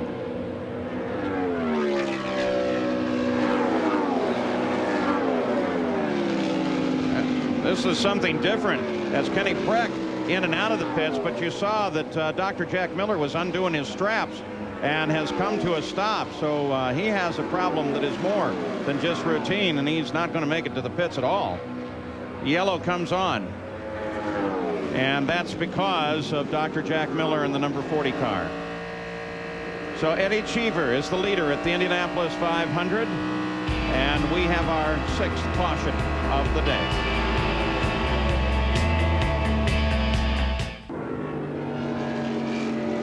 Back at Indianapolis, 123 laps complete. We are under caution. Next on ABC Sports, the J.C. Penney LPGA Skins game. Road was Eddie Cheever. Looked nice and routine, uneventful. Good work by the crew, Team Cheever. And coming in, actually getting across the line, and will be scored for a lap in the lead, was Buddy Lazier. Again, because of pit placement relative to the start-finish line. Again, this was a smooth stop as well. Again, these stops are under the yellow, Paul, so they can take their time, be a little more deliberate when it's under the yellow. Well, a couple turns on the front wing for Buddy Lazier. Gary Gerald? Lee Kunzman, tell us about the change you made on the front wing. What are you looking for? Well, we're just basically trying to keep the car balanced. We've been pretty lucky all day keeping it balanced. I thought we were in trouble early on. We had a little tire problem early on, pressure problem. We must have ran over something, but we had to make an early stop and got us out of sync. But luckily things fell our way and we made a couple of different moves, and we're now in pretty good shape, I think. You're on the Goodyear option tire. That's where you started the race, so you've stayed consistent in that respect, right? That's correct. They're working very well. We're not having any chassis problems at all. It's working very well. We had a little problem early on, but that was a pressure problem, something that can't be controlled, you know. That's the story on Lazier looking for win number 2 at Indy. Jerry Punch? Well, the veteran Owen Snyder's calling the shots for Eddie Cheever. And Owen, you guys have had a flawless day. Haven't touched much on the car, have you? No, we really haven't. Eddie's been real happy with the car. In fact, he's been so happy he left the pits a little early one time. He's wanting to get back out there, and we still had our fueler plugged in, so we've made a mistake. You know, we made that about lap 100, and we made up for it. We got back in. We're back in sync now, so we're 2 stops away, and we may even start trimming her out here. Might start picking up a little more speed for the end of this thing. All right, Owen Snyder, remember he called the shots for Al Unser Jr. back in 1992 when he won. Well, John Paul Jr. back in the lead under this caution. It's the Pet Boys Indy Racing League and the 82nd running of the Indianapolis 500-mile race. 126 laps complete. We have just heard from the hospital, Methodist Hospital of Indiana, in regard to the condition of Jim Guthrie. He is going into surgery for a fractured right arm, and he also has contusions on his right leg, but that is particularly great news when you consider the impact that he saw nearly head-on with the wall. So we hope that Jim Guthrie recovers very quickly from that surgery and those injuries. John Paul Jr. is the leader of the race, but he's got a problem ahead of him. There are a whole gaggle of cars lined up ahead of John Paul Jr. as they come back to the green. You can see him kind of sitting out there. There he is, right behind John Paul Jr. And we'll be looking at the battle behind him, 3rd, 4th, and 5th. That's Hamilton, Lyondike, and Robbie Unser. Well, that's Scott Sharp leading him down to this green flag restart. He is almost 2 laps down. The leader is 8 cars behind in that line. You see him behind the 2 yellow cars. John Paul's looking for a way to get around. He's looking for something. Right now behind Scott Goodyear as he heads into the corner, we look at Hamilton and Lyondike. Hamilton, the fluorescent orange car, Lyondike, primarily black and white. Well, Cheever, on board Lyondike. The Cheever got underneath the Unser in the short chute. I think he might have surprised him. There's Eddie Cheever. You just get a glimpse of him. He's third car in that line right behind Lyondike. There he is. Boy, good fight as they came back to the green here. Well, a lot of traffic here, Paul. They got to be careful. Somebody's out in the high groove. He'll be out of the throttle. Davey Hamilton. Oh. Marco Greco was surprised. Everybody's diving in there, and Marco wasn't expecting that last one. Here comes Jeff Ward. He's on the fly. Boy, look how these things are changing here. Well, Jeff had some trouble. He had trouble early, but he's got the thing running awful fast right now. 3 laps behind the lead in 14th, but he's obviously matching the pace of the front of the race. Here comes Cheever. This is inside Ward's car now. We haven't been inside Jeff's car all day. He had problems earlier. The orange tape on the wheel, traffic ahead. Orange tape, of course, to help tell him when he comes into the pits that the wheels are all straight and pointed right. Look at how fast he's closed. Well, again, he got a good draft from both those cars, was able to tuck in behind and get them down the front straightaway. Isn't that amazing? We've seen that several times before today. Cars that just suddenly are really flying. Now, battle second, third, and fourth. Hamilton, Lyondike, Cheever. All right together. Again, traffic right in front of them. Everybody looking for a tow. Davey got his, but look at Harry. He has even a better tow. Ari Lyondike tries to get inside Hamilton as they both come around Jack Hewitt. Oh, look at him come off the corner. They come side by side through the chute. Lyondike forges ahead. I can't believe Davey was able to hang on out there. He had to roll out a little, but he didn't roll out of it much, Paul. Eddie Cheever gets trapped back there, but he'll be moving fairly soon as well. There he is. He makes the move to try and stay in contact with Davey Hamilton.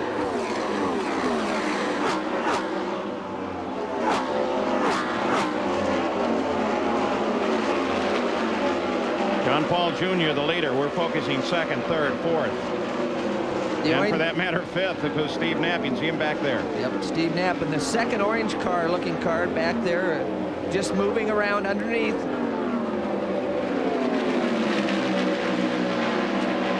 Report coming in from one of the observers that Billy Boat, who has not been in a great position, 19 laps behind the lead in 20th, may have finally shut it down.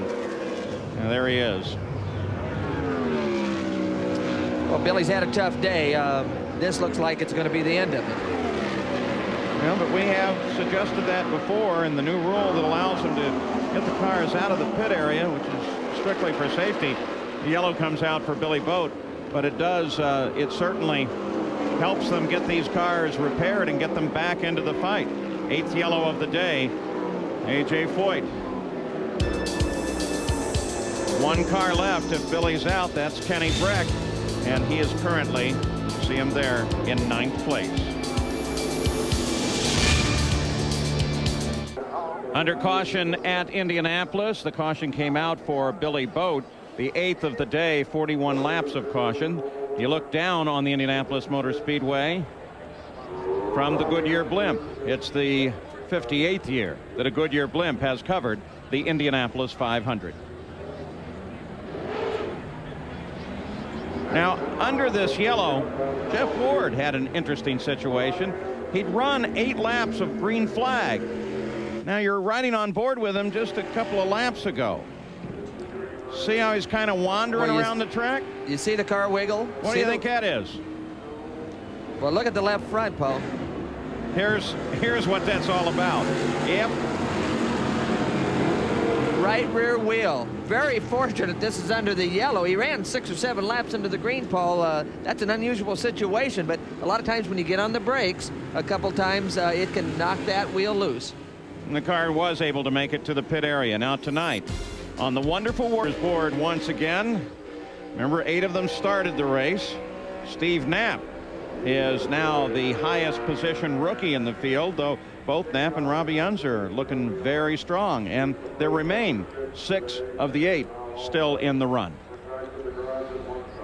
So John Paul Jr. is the leader of the race, but he's 8 cars back in that line.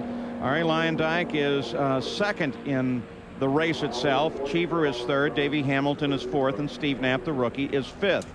Also, there is the story of Scott Sharp, who currently runs in 8th place, 1 lap behind the leader, but he's ahead of the leader, and he may in fact be able to get his lap back as they come around for the green flag. He's right there positioned so that he can in fact do that. Well, actually, it's John Paul that's leading the pack this time on this restart. Now the 8 have gone away. We had that short yellow there, Sorry. Paul. So we got all the leaders at the front, some lap cars in between. This is going to be fun to watch. Yeah, this is an in line for the lead. There's Lyndike going under Yaley. And Yaley. Look at Fast Eddie right behind him. Cheever chasing Lyndike.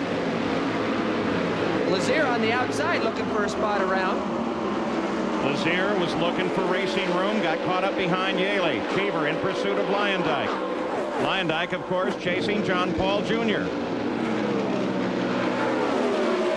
Roberto Guerrero that they moved to the inside of, not a factor. Well, Roberto's lucky to be in there. He made the repairs from the big incident earlier, and now he's back on the racetrack. And that 6-car accident up in the north end. And once again, good news on Jim Guthrie. A fracture will be repaired surgically and a contusion. So best wishes out to Jim Guthrie. Hope we see you back at the track soon. Well, we've got the top 3 running nose to tail right now, Paul, with no lap traffic in between them. They were all able to clear the traffic without a problem.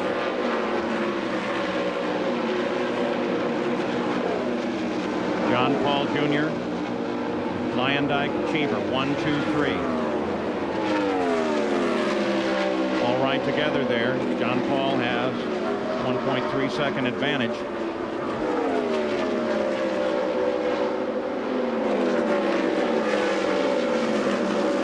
Speeds again at the line.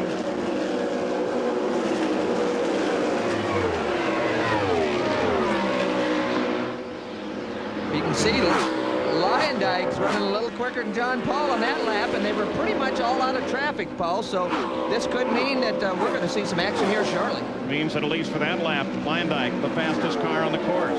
Well, remember, Ari Lyndike with a full tank full of fuel was complaining of an understeer problem. Means the car wanted to push towards the wall. As we begin to run the fuel load down, the car's gone from neutral to just about where the balance is that he likes it right now. Now, as he runs the rest of the fuel down, you know, guys, it'll go just a little bit loose, as Mr. Unser used to say. Well, hopefully they can catch it with the controls the driver has on board. He can move the anti-sway bars both front and rear, and he's got the weight jacker that Jack's been talking about previously. The weight jacker is actually a device on the right front spring. He can raise or lower the right front corner of the car. In doing so, he transfers weight back and forth across the front of the car, and that really affects how the car handles and gets through the corner.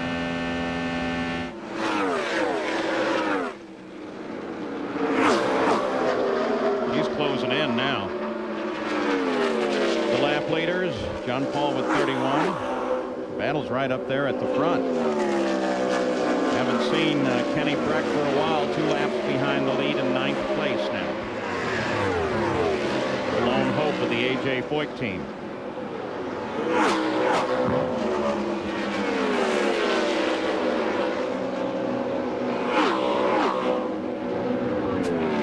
Scott Goodyear gotten his car off the track. He was 38 laps behind the leader in 22nd when he did that. First, second, and third still battle. Last time around 212 miles an hour. Well, for Goodyear, for a guy that's 20, 30, 10 laps down, you know, it's hard to keep the emotional edge up there, and sometimes you can be just a hazard to other people when you're out there and know you don't have a chance to win the race. They come around Roberto Guerrero, moving slowly on the front stretch, and Lyndike tries to make a move. Can't make anything work there. Cheever closing Lyndike. There's where the fight is right now. Well, it'll be fun to watch as the fuel load goes down as they put miles on these tires and how it affects the handling of the cars as they go through the cycle of pit stops. 140 laps complete. Now look at the time difference here. This is Lyndike's closure on John Paul Jr. over the past 3 or 4 laps. Well, Cheever is catching Lyndike, so we're going to have a 3-car pack up here shortly, Paul. And Tom, it's interesting you're talking about that chase up front. Keep in mind, John Paul has the favored Dallara chassis that's been so impressive this month. Lyondike's in a G-Force. It didn't respond to the hot weather. We've had periodic sun breaking through. It is getting warmer. We wonder if that'll become a factor before this race is complete with now less than 60 laps to go. Well, Gary, not only the chassis combination, but also the tires. John Paul's on Firestone. The next two guys are on Goodyears. And of course, as Gary mentioned, with a little less than 60 to go, the pit stop strategy will also now begin to become so critical in this 82nd running of the Indy 500. Look at first, second, and third right together. Well, this is fun to watch. A lot of guys felt that Goodyear had made some big gains on the Firestone car. Firestone's won the race the last couple years here, but they feel Goodyear has closed the gap. But some people still feel that the Firestone, throughout a long run, will dominate the Goodyear. Last time around, John Paul Jr. felt the pressure. He kicked his speed up, fastest of the group in the lap, to 211.9, while Eddie Cheever ran at 211 flat, as did Arie Luyendyk.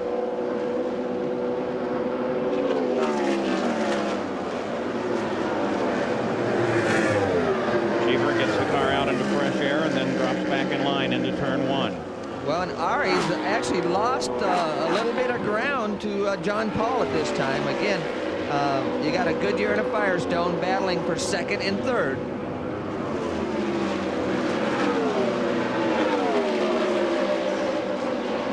Down the long backstretch, headed north, turning back toward the west. Oh, what a great battle. And there's the potential fuel window upcoming. So we expect John Paul Jr. in the pits just any time now. Now, by that graphic, you see Cheever has the option to go a lot farther than the other two guys in front of him. And that's going to make a world of difference, because Cheever's positioning toward the end. When John Paul makes his stop, assume that he just have one more to go. Let's go to Gary Gerald. Paul, it may well be that John Paul is going to be the first in the sequence, and that could be a huge disadvantage. In fact, the crew has just gone over the wall. The tires are out, and he may really have to stretch these last two loads of fuel. Jack? Well, Gary, Skip Fall says exactly that's the case, because he's going to wait till lap 151 to bring his car on a pit road. Hopefully they'll be able to do it with one final stop. Jerry? Eddie Cheever came back in, remember, guys, on lap 123 and topped it off, so he can go all the way to lap 156 before he'll pit, and they'll make a wing adjustment. He's complaining the car has too much push in heavy traffic. Well, so there are some of the tactics that will play out toward the end of this race. Two cars separated in pit stops, and then Eddie Cheever. So it was interesting, Jerry. You indicated that Cheever's got some understeer, some push, and he's concerned about that. But believe me, understeer is a lot better condition to have than the oversteer condition, the other side of that coin. Luyendyk closes a bit, coming into the first turn. We're listening to John Paul Jr.'s two-way communication system. Again on board Luyendyk again, as he's trying to get the crosshairs on John Paul.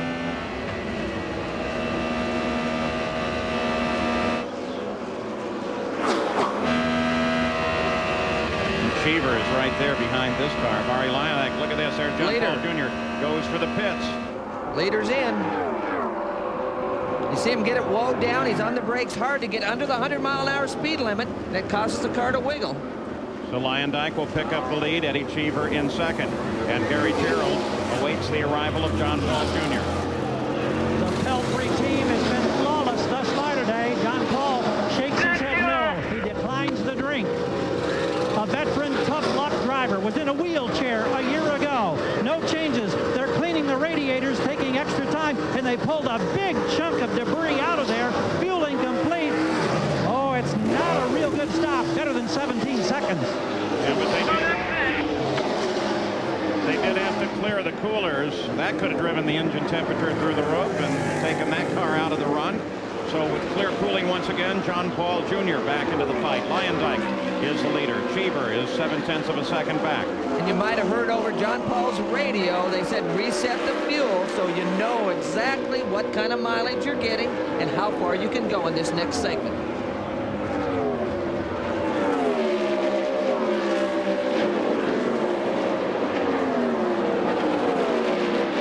PCS Radio Shack car, Ari Lyondike, Treadway Racing, based here in Indianapolis, Indiana. Ari lives in Phoenix, Arizona. Boy, look what they have ahead. There's Robbie Unser. He came through, missed his pit, and that means he has to go on around. Boy, did you see the cars that the leaders will soon be overhauling as they charge down the front stretch.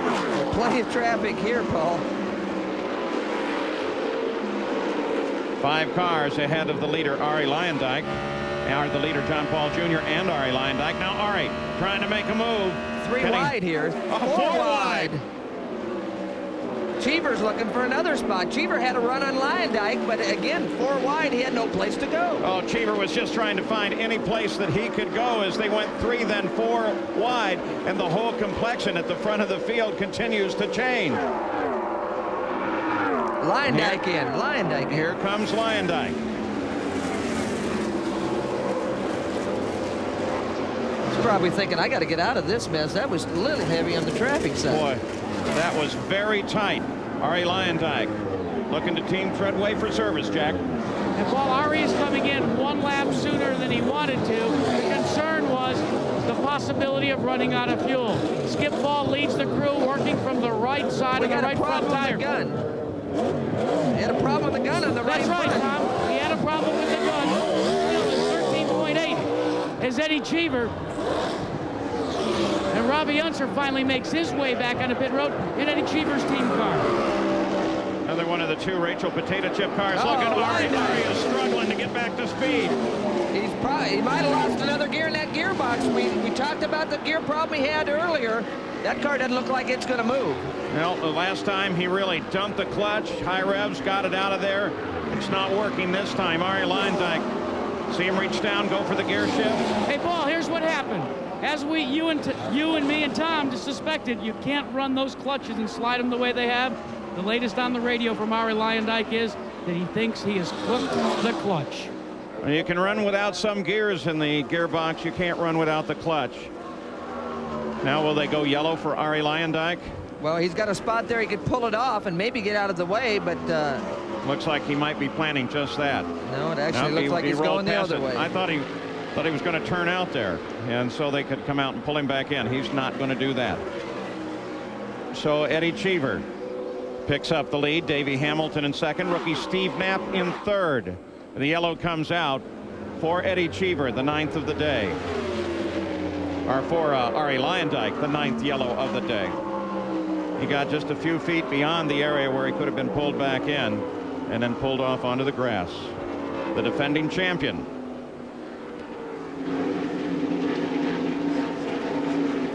Well, now the question will be Eddie Cheever. How long will he stay out?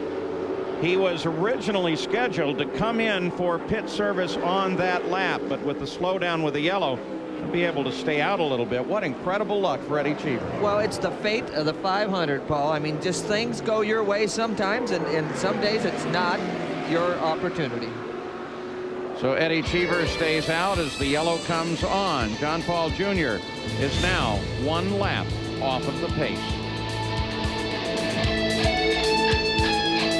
Back in Indianapolis, the magnificent aerial shots are provided by Goodyear and its aerial ambassador, the Stars and Stripes. There she floats high over the Indianapolis Motor Speedway, and you will notice that is a blue sky for the naysayers who said that this race would not be gotten in today, though they were probably well supported in that if you would have seen the rain come down very early this morning. Well, the average speed of the race, 141.3 miles an hour. But the green race summary, well, it shows that the average speed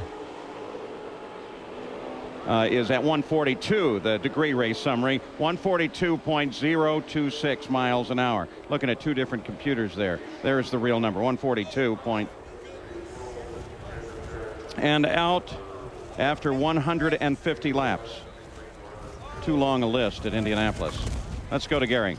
Paul, you talk about the little things that win and lose races. Here's a very significant piece of debris that they cleaned out from the left side pot in front of the radiator of John Paul on that last stop. As a consequence, the stop was long at about 17.5 seconds. But the 3 seconds or so it took to get in there and pull this out certainly could make the difference of him being able to finish and contend in this race. So this was a big save for the Pelfrey crew on John Paul Jr. Jerry? And this caution a break for Eddie Cheever. They had called him to come in the time that next lap by, and the caution came out. Cheever came in and was going to make a front wing adjustment to try to trim the car out in traffic. Said he had a push in traffic. When he found out that Lyondike was the reason for the caution, he said, guys, leave it alone. He's the guy who was going to try to trim it out and catch. Now, leave it like it is. We should be just fine to the finish. That's very interesting, Paul, to see that he thought he was going to have to get the car exactly right as far as handling was concerned if he had Lyondike and more competition. With Lyondike out, he figures he's got enough. He can go a little more conservative and still get the job done. Here we go, green once again. There is Eddie Cheever, that blue and black car, number 51. You see him run with the stickers on the tires still. It takes a couple laps to get those things up to temperature and scrub the stickers off the brand new tires. Cheever, Lazier runs in second. Then rookie Steve Knapp. Then Davey Hamilton and John Paul Jr. Look at that move down inside by Lazier. 3 or 4 wide, dropping to the inside. Who's under Jack Hewitt, comes up behind Dr. Jack Miller. And under the heading, you want to be lucky or good, Eddie Cheever has been both as we watch Buddy Lazier leading the race and then got a yellow at exactly the right time to make a pit stop under that yellow. Was that Jack Hewitt in the yellow car right behind Lazier? Hewitt is getting a little racy late in the race. The joy of so many short track fans, Jack Hewitt. Had a tough time making it into the race. Crashed once, spun once, still made it into the Indianapolis 500. Currently runs in 12th.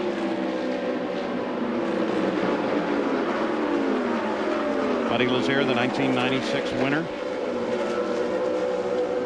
overcame the problem with his fractured spinal cord. There's Cheever there. And here comes Lazier. That's the interval, first to second. Just a little over 1 second. Well, it's 1 second, but if you look on the computers, Lazier's running a little bit quicker on the last couple laps.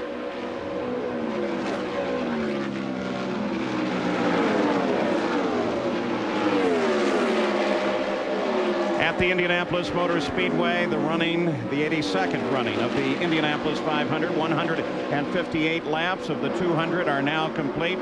We've had 9 different caution flags today for 47 of those laps. That slowed the race down just a bit, but slowed even more was the simple fact that there was rain in the Indianapolis area, and it delayed the start by nearly 40 minutes when they finally got the race underway. And the LPGA Skims game will be coming on right after the Indianapolis 500. Eddie Cheever is the leader. In second place, just 1.1 second back, is Buddy Lazier, the 1996 winner of the Indianapolis 500. And rookie Steve Knapp, look at him. Knapp in the fluorescent car trying to do battle with Buddy Lazier. It's a fight for second place. Let's go to the pits and Jerry Punch. Well, Buddy Lazier's teammate Johnny Unsers had to call it today. Johnny, what put you out? Well, I think we lost the motor. I'm not really sure, you know, but I'm pretty sure the motor let go. It's unfortunate, you know, because the car was good. We were pretty much where we wanted to be. We were running in the top 10 on the lead lap, and the thing let go, and the car was really coming to us. So now I want to see Robbie hang in there, and I'm glad to see Buddy up there in the front. So, you know, I got to just cheer them on right now. Tough day for one answer anyway. Let's go to Jackaroo. Well, Larry Lyondike, we've documented the clutch problem on your Radio Shack car, but let's talk about the drivers that are still out there. You've run against all of them. Who do you think has the advantage right now? Right now, I think Eddie Cheever is pretty strong. John Paul Jr. is running really strong, but, you know, my car just got really, really good, and if I was on my own, the car was just flawless. A little bit of pushing traffic, but, you know, it was still pretty early in the race. But I knew sooner or later the clutch was going to be a problem. Paul, think about this. He only needed one more stop with that clutch, and he could have gone the distance. That's the kind of difference made between victory and failure at Indianapolis so many times, time and time again. Well, John Paul Jr., who's been a leader of the race, is now in danger of going a lap down to Eddie Cheever. As Eddie Cheever is making mincemeat out of the rest of the field. Well, Cheever, they've got this thing hooked up. They didn't make any change in the last stop. That's always a good sign when you get the car where you want it before the very last stop, because that can put you in or out of the money. 163 laps. We're now into the final 100 miles of the Indianapolis 500. And Eddie Cheever, the leader, followed by Buddy Lazier and Steve Knapp. John Paul Jr. sitting just in front of the leader, the only other car on the leader lap.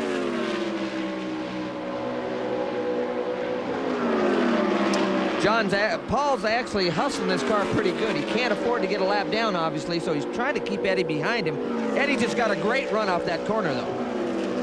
And here is Eddie Cheever and gives a little wave to John Paul Jr. as he puts him one lap down. We'll return with more of the Indianapolis 500 after this message and a word from our ABC station.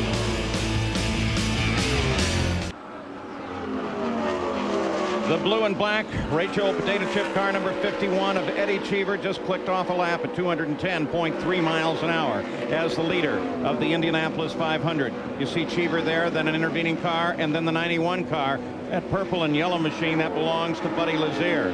And now looking back for third place of Steve Knapp. He drives the number 55, a rookie at Indianapolis. John Paul Jr. really turned the pressure on, ran about 211 miles an hour the last lap, but of course, just before we went away, you saw that he went one lap behind the run of the race. Well, he's going to try to get that lap back, and I don't understand why his speed's fluctuating so much. The speed, we indicated the leader's running 210. The real key to that is second and third place are running in the 209 bracket right as we speak. Matter of fact, that's exactly the number that they ticked off on the last lap, while Eddie Cheever is still running at 210.2, so he only fell off a tenth on that last circuit around the Indianapolis Motor Speedway, 2.5 miles.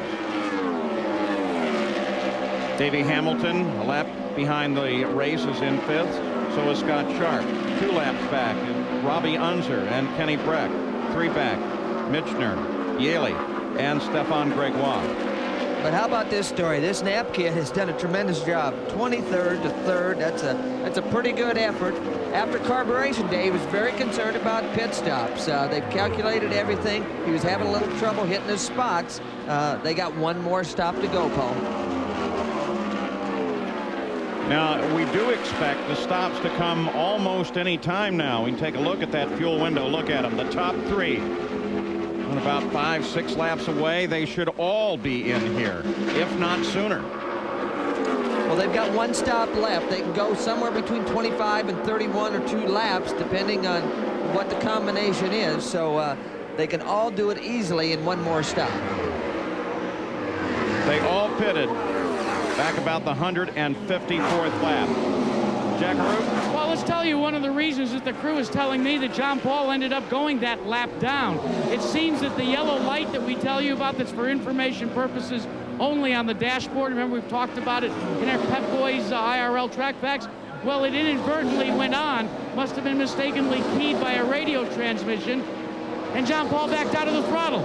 As soon as they realized the yellow wasn't out, he got back in the throttle, but he'd already gone a lap down. Look for John Paul to pit in 5 or 6 laps. Emphasis on how important it is to understand the technology that's being offered you. That light system brand new, and everyone has made the point, advisory, primarily as an advisory situation. Too bad for John Paul. Jerry Punch? Checking on the fuel window for the first and third place cars. First, Eddie Cheever. A lap ago, his window opened up, so now if we were to get a caution flag or anything would have happened and he were to pit, he could make it the rest of the way. Owen Snyder says they will not opt to pit until lap 180 to 182. Now the third place car of Steve Knapp talking with Jim Frazier. Likewise, this time by, their fuel window opened up, so they're okay on fuel, but they may not pit to lap 182 to 185. Let's go to Gary Gerald. And I think we'll see Buddy Lazier long before that. They haven't given us a specific number, but it looked like Ron Himmelgarn giving 4 fingers to the crew just moments ago. That would make it 175. Now, Buddy, on the last stop, they made a change. He didn't want the change, we're told. They've been trying to balance the car since. He's been fighting a push. Now it looks like we're 3 laps away from Buddy Lazier's final stop. And of course, for all of those, that would in fact be the final stop of the Indianapolis 500. 172 laps now complete. We're working number 173. And Cheever slowed down quite a bit. 206 miles an hour on the last lap. And little note to our local stations, we will be doing a run-over station break here coming up in just a bit. Yeah, actually, Lazier's a little bit quicker than Cheever the last couple laps, so I don't know if that's Cheever in traffic or not, but it's interesting to see if Buddy's going to be able to close this gap. Pace for Cheever came back up to 210.2 miles an hour. Might be getting a little bit of a tow helping him out there.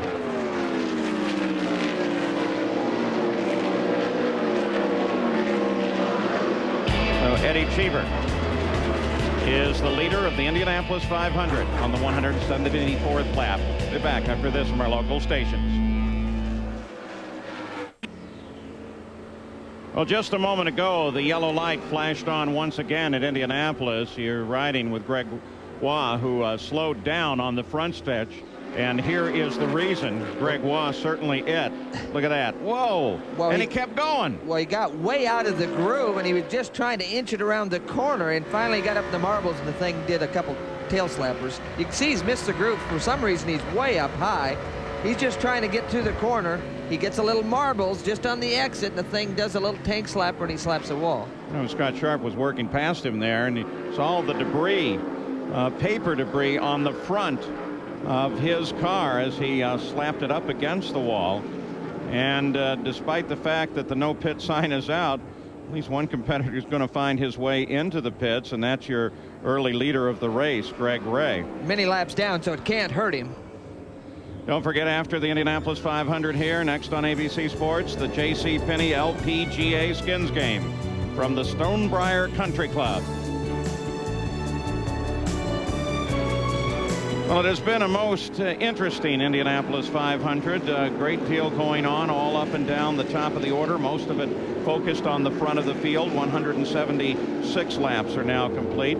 And the assumption would be, we showed you the fuel window a moment ago. You've heard the report from the pits that the 3 leaders of the race will all peel off and head for a pit stop as they come around at the conclusion of this lap.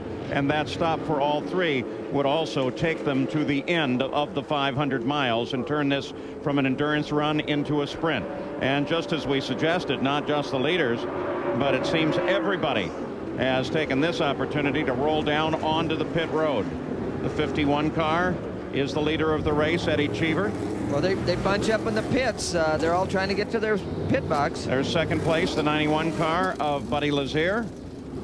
And Steve Knapp would be the other. Here's the first 2. Eddie Cheever down on your lower left, and Buddy Lazier upper left. Cheever out first. Good, clean, fast stop for Cheever. He's almost too fast for Cheever. Boy, that was a good stop. Lazier. And he's away. Boy, traffic coming out pretty quick. Speed limit in the pits, 100 miles an hour. And John Paul is having trouble in the pit lane. They're pushing him. I don't know if it's going to catch or not. So John Paul Jr. struggles a little bit to come out as the rest of the leaders, Lazier, Cheever, and Knapp, make their stops. It should now be a run to the 500th mile at Indianapolis. The Pet Boys Indy Racing League now in the closing laps of the 82nd running of the Indianapolis 500-mile race. The yellow light is on at the moment. We expect a green flag when they get over on the front stretch. You look down from the Goodyear blimp as they head behind the Corvette pace car to turn 3. Jeff Ward, as he came past the line, was in front of the field, but you can see that Eddie Cheever, the leader of the race, there he is the second car in line. And then there are 2 cars separating Cheever from Buddy Lazier. So it will make for an interesting restart as we look at the lineup at the 178th lap mark. Of course, remember, the race changes so much in its complexion in these final laps. Seldom is the leader with 10 laps to go, the leader at the finish. Green comes out. Cheever easily handles up Jeff Ward. You see Lazier looking for a spot underneath. He doesn't have enough of a momentum to carry himself on by. In the short chute, he'll go underneath. So Lazier finally gets rolling up. He runs in second place. In traffic, the orange car, you see Davey Hamilton looking for a way to get around. Yellow's back out. And again, no obvious indication as to why. Well, that certainly could be an indication. Look at the fuel. Jack Hewitt has a motor gone. Look at the spray coming out of the back of that car, and he was right up in the groove. It would have been nicer for the other traffic if he would have kept that thing down a little, because there's a lot of fluid coming out of the back of that thing. So 46-year-old rookie Jack Hewitt apparently has an engine let go, and that brings out the 11th yellow of the day and reminds us of how quickly things can change at Indy. Borg Warner Trophy, who's going to get this placed on the back of their car in about 19 laps? We're still under caution. Jack Hewitt was a lot more than just an engine.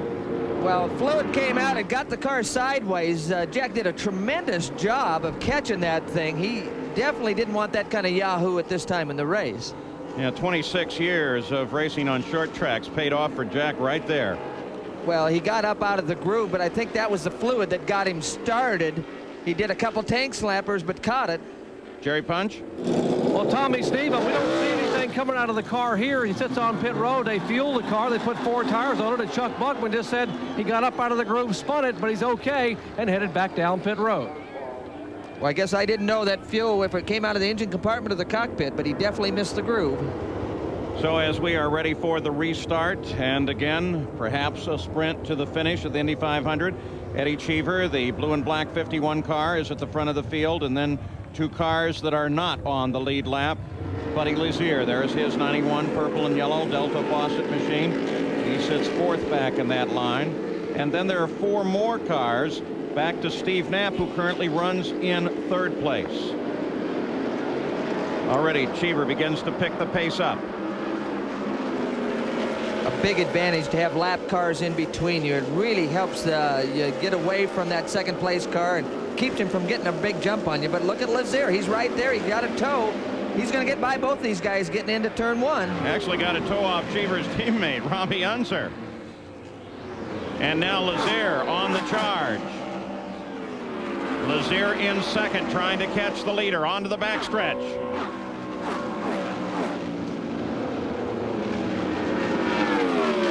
Buddy Lazier's wife, Kara, watches from the pit area at the Speedway. Just got married last fall. Buddy did a tremendous job on that restart. He had a couple cars in between him, and it could have been a lot uglier than that, but did a tremendous job, timed it just right, and the leader didn't get away from him very far. Boy, he did. He knew exactly where he was going. Tom, we've talked time and time again as Buddy Lazier looks down, checks his dash, and continues his pursuit. We've talked about the advantage that being a winner gives you, some secret knowledge. Well, yeah, it gives you a lot of experience, and that's what Buddy's using right now. These restarts and things are very critical. But the key for these guys right now is if Buddy got his car adjusted, got the handling where he wanted to, if he made the right adjustments on that last stop. Now, we're not sure if Cheever made any adjustments. Remember the stop before, Paul? Eddie decided not to make any change because he thought that Lyondike was the guy he had to race. But Lazier is right there on his back. And Tom and Paul, Buddy Lazier pulled out all the stops as he came to this Indy 500. They went back and put the dog paw, reminiscent of the year that he won this race from his dog, Indiana, up on the tail fin inside the number 9. They also took his old logo, where he's a downhill ski racer, and put it on the side of the cockpit. They said, we'll take every little bit of luck we can get. And Jack, we were here. You saw the shot of Kara, his wife, watching the restart. His father, Bob, a former racer himself, pacing back here. He turned and said, that was a champion's move. Well, he's going to have to wag the dog a little bit in his last few laps to get this job done, Paul. Scott Sharp was 5th. He came into the pit area and has climbed out of the car. We'll update you on that as well, but the battle is right here. 1st and 2nd at the Indy 500. 0.3 of a second separating them last time across the line. And then it's stretched out to 0.8 of a second. Still both very much in contact. 213 miles an hour. The last lap for Eddie Cheever. Well, they're very close. The key is who works good on a full tank of fuel and who's got the setup when they go empty towards the end of the laps. Both cars are fueled all the way to the end of the race, as is 3rd place Steve Knapp. Davey Hamilton is 4th. Robbie Unser is 5th, but they are 1 and 2 laps behind the lead, respectively. You might have saw Cheever coming off of turn 4, using up the whole racetrack, very close to the outside wall, Paul. So Eddie's after it. He's chasing it hard. Oh, once again, he turns a lap at 213.1 miles an hour, compared to Buddy Lazier's 211.6.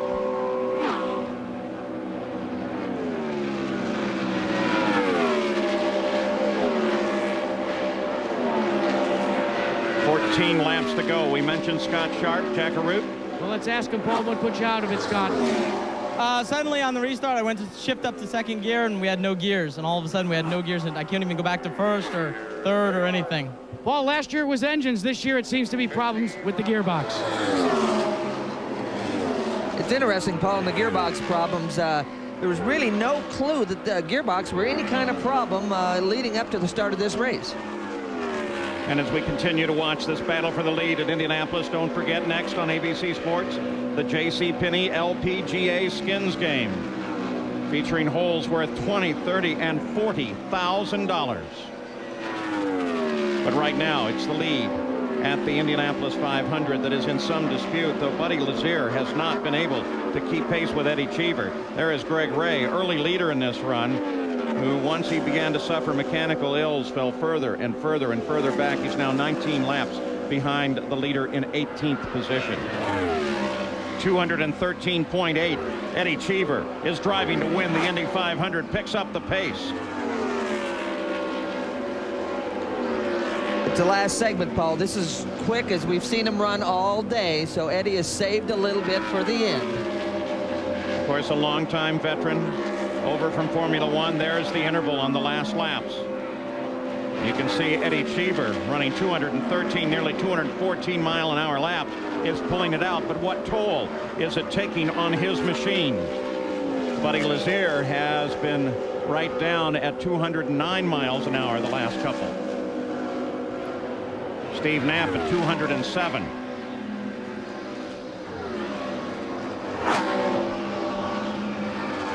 He's increasing still from 242 to 3.17. Eddie Cheever is driving away from Buddy Lazier. Eddie told me during the week that he's sort of between girlfriends, Paul. He said he wanted to run real fast during the race and give him better odds to find a new one. Well, let's remember, as they're getting ready to cross the 190th lap, Tom, that so many times he who leads 190 does not lead 200 laps. You got to run all 500 miles, and I'm sure Eddie's starting to listen for strange noises about this time of the race. The car thus far has been absolutely flawless. Eddie dropped off a little bit on the pace at 212.2 miles an hour last time around. Yeah, but still we got trouble. This will bring the yellow out. That's Marco Greco from Brazil. That looks like a motor problem, but now we're going to have the yellow. We're going to pack it up. We're going to have one more restart to see who wins this 500-mile race. There is exactly the kind of situation that we suggested can change so drastically the final laps of the Indianapolis 500. We'll be back right after this. Back at the Indianapolis 500, we are still under the yellow. The stories from the beginning of the day, well, AJ's boys have not fared as well as he would have hoped. Team Menard's guys, not well at all, both out. Former champions, well, Harry Leyendyke is certainly in trouble and as spectator, while Buddy Lazier still has a chance at winning his second race. In the Rocky Road, Sharp out, Ray finally out, and Eddie Cheever running first. And no more seconds. Both Goodyear and Guerrero are out. Jackaroo? Well, let's tell you the strategy that Eddie Cheever and Owen Snyder have devised. They don't have a problem with their fuel. So what they're going to do is they're going to use the gear selection between 5th and 6th gear. We've talked about it many times. On the restart, they'll bump up to the 5th gear. That's what you use in a passing situation when you want to have a little more speed. Snyder told Cheever, let's use that to put some distance between ourselves and Lazier. Once we feel that we're comfortable, we'll go to 6th and cruise to victory lane, Gary. Well, let's check the strategy in the Lazier camp. Ron Himmelgarn, you've been here before, but what can you do in these final laps? We got to have a fantastic start right here. We just got to have a fantastic start right here. He gave you a great restart the last time, but in the open track, I mean, if he doesn't get on the restart, is it over? Well, if we get in the front, I'm sure the track's going to get awful narrow. Oh boy, does that set the stage, Paul? It certainly does, and you're absolutely right, Gary. The Lazier restarts have been just spectacular today. And, you know, this time we do have the field in very tight contact. Now, as we cross the 192nd lap 12 times at lap 190, the leader at 190 has failed to win the Indianapolis 500. In each of the last 3 years, the leader at lap 190 has failed to win. I don't know if the numbers are working with or against Eddie Cheever at this point. I know Eddie didn't want to see that last yellow. Believe me on this, that wasn't what Eddie wanted to see. He felt he had him covered. Now he's got to go through one more restart. 7 to go. Eddie Cheever under the yellow. Let's remember some of the other factors of this race. We've seen a number of gearbox failures. That kind of thing could certainly come on a restart. We've seen Buddy Lazier with great restarts, but we've seen Eddie Cheever with spectacularly fast laps, especially in the last 5 or 6 laps. He has been running faster than anyone else on the racetrack. It seems that Cheever is faster, but Lazier is getting better starts, and that sets it up. Then let's not forget Steve Knapp. He's the rookie in 3rd place. Jerry Punch? Jim Frazier asked Steve Knapp, can you hang with him? He's going to 5th gear also. He said, I'm a rookie, but I'm going to do my best. I think we've got a shot. You see Knapp back there, the black nose on that fluorescent car. He's going to have to handle up some traffic in front of him. But the last couple of restarts, he's done that pretty well. Well, he has, but one of the traffic is one of Foyt's cars. Kenny Breck is right in front of him. He started in the front row. He had some trouble early, but he's going to be tough to get by. Ready to go green once again. The pace car has already begun to accelerate. The mind game begins between Eddie Cheever and Buddy Lazier. This could be the key to the race right here. They both surge a little bit. Look at them surging. They're trying to get him to brake check. This was a famous Bobby Unser move, actually. Get him to brake check. The old head fake and go on the basketball court. Oh, the game is very definitely underway, and we're ready to put the race in play at the Indianapolis 500. Looking for the green. Look at Cheever. He sweeps way down to the inside. What a move to try and keep Buddy Lazier off of his back. 6 to go. Well, he's actually trying to break the draft there, and I think he got the job done.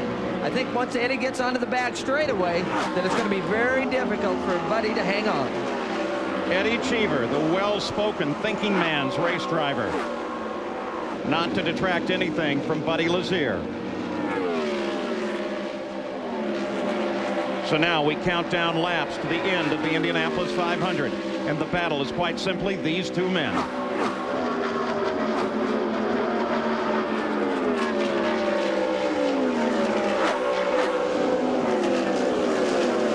Again, Eddie moving around in the straightaway, trying to throw the draft off. 5 to go.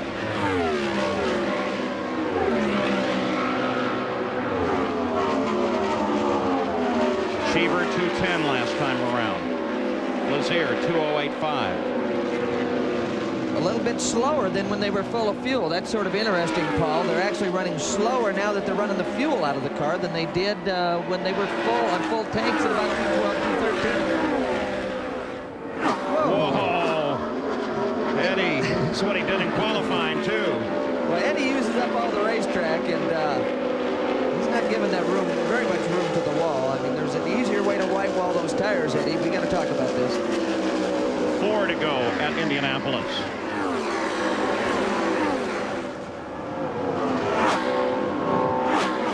Again, you not leaving much distance between him and the wall on the exit of these turns.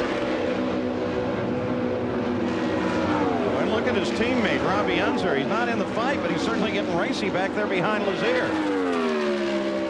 Steve Knapp in third place has not been able to get into this fight. No, but Knapp's done a tremendous job. Here's a rookie that's come from way back and is going to be in the third position as we speak. Actually, interesting story, Paul. Steve Knapp's chief mechanic is Mitch Davis, who was Eddie Cheever's chief mechanic last year. 3 laps to go.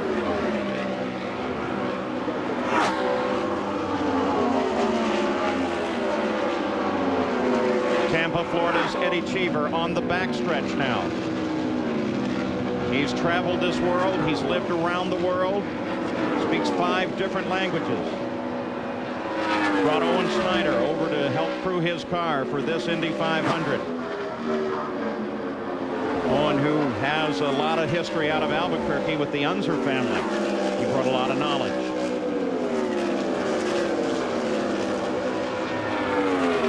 Two to go at Indianapolis. Cheever pulls away last lap at 212 miles an hour. The lap before that at 213.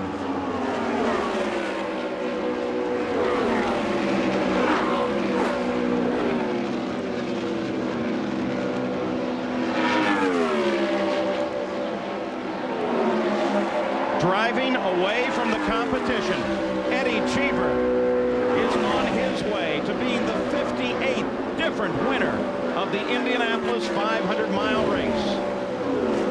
Next time around, there it is, the white flag, 2.5 miles to go for Eddie Cheever.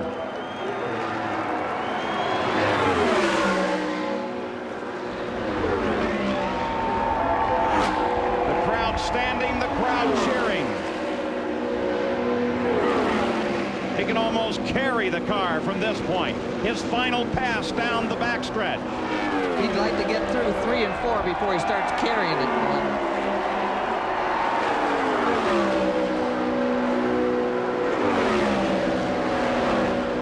Final pass through the north end. Off of turn 4, down the long front stretch, screaming for the yard of bricks. Hand up, saluting the crowd. Eddie Cheever has won the 82nd running of the Indianapolis 500-mile race. Last owner-driver to win at Indy was A.J. Foyt in 1977. Now, Eddie Cheever is one of those. Last lap at 210 miles an hour, Jerry Punch.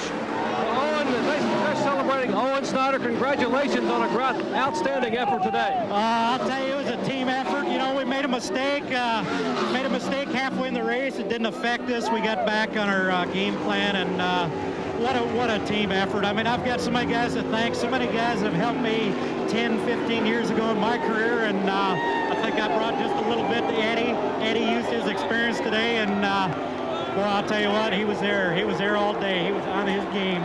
Owen, thanks a lot. Head to victory lane for the celebration. 39-year-old Owen Snyder, his second Indy 500 win as a chief mechanic. Paul? Second place, Buddy Lazier pulls up to salute the winner of the race. Owen Snyder, of course, helped Al Unser Jr. go to victory here at the Indianapolis Motor Speedway. Today, he helps Eddie Cheever. And how about those people from Rachel's Potato Chips who got on board as a sponsor on an otherwise unsponsored car just a week and a half ago? They may be the happiest of all. They sure might. Eddie says sponsors have got to be an extension to the team, and he's done a great job for him today. Robbie Unser, the second highest placed rookie, finishes in 5th place. He is, of course, the team car to Eddie Cheever. Cheever, Lazier, Knapp, Hamilton, Robbie Unser. Those are the top 5 at Indianapolis. And Cheever's just trying to find room to be able to make that left-hand turn into victory lane and the winner's circle at Indianapolis.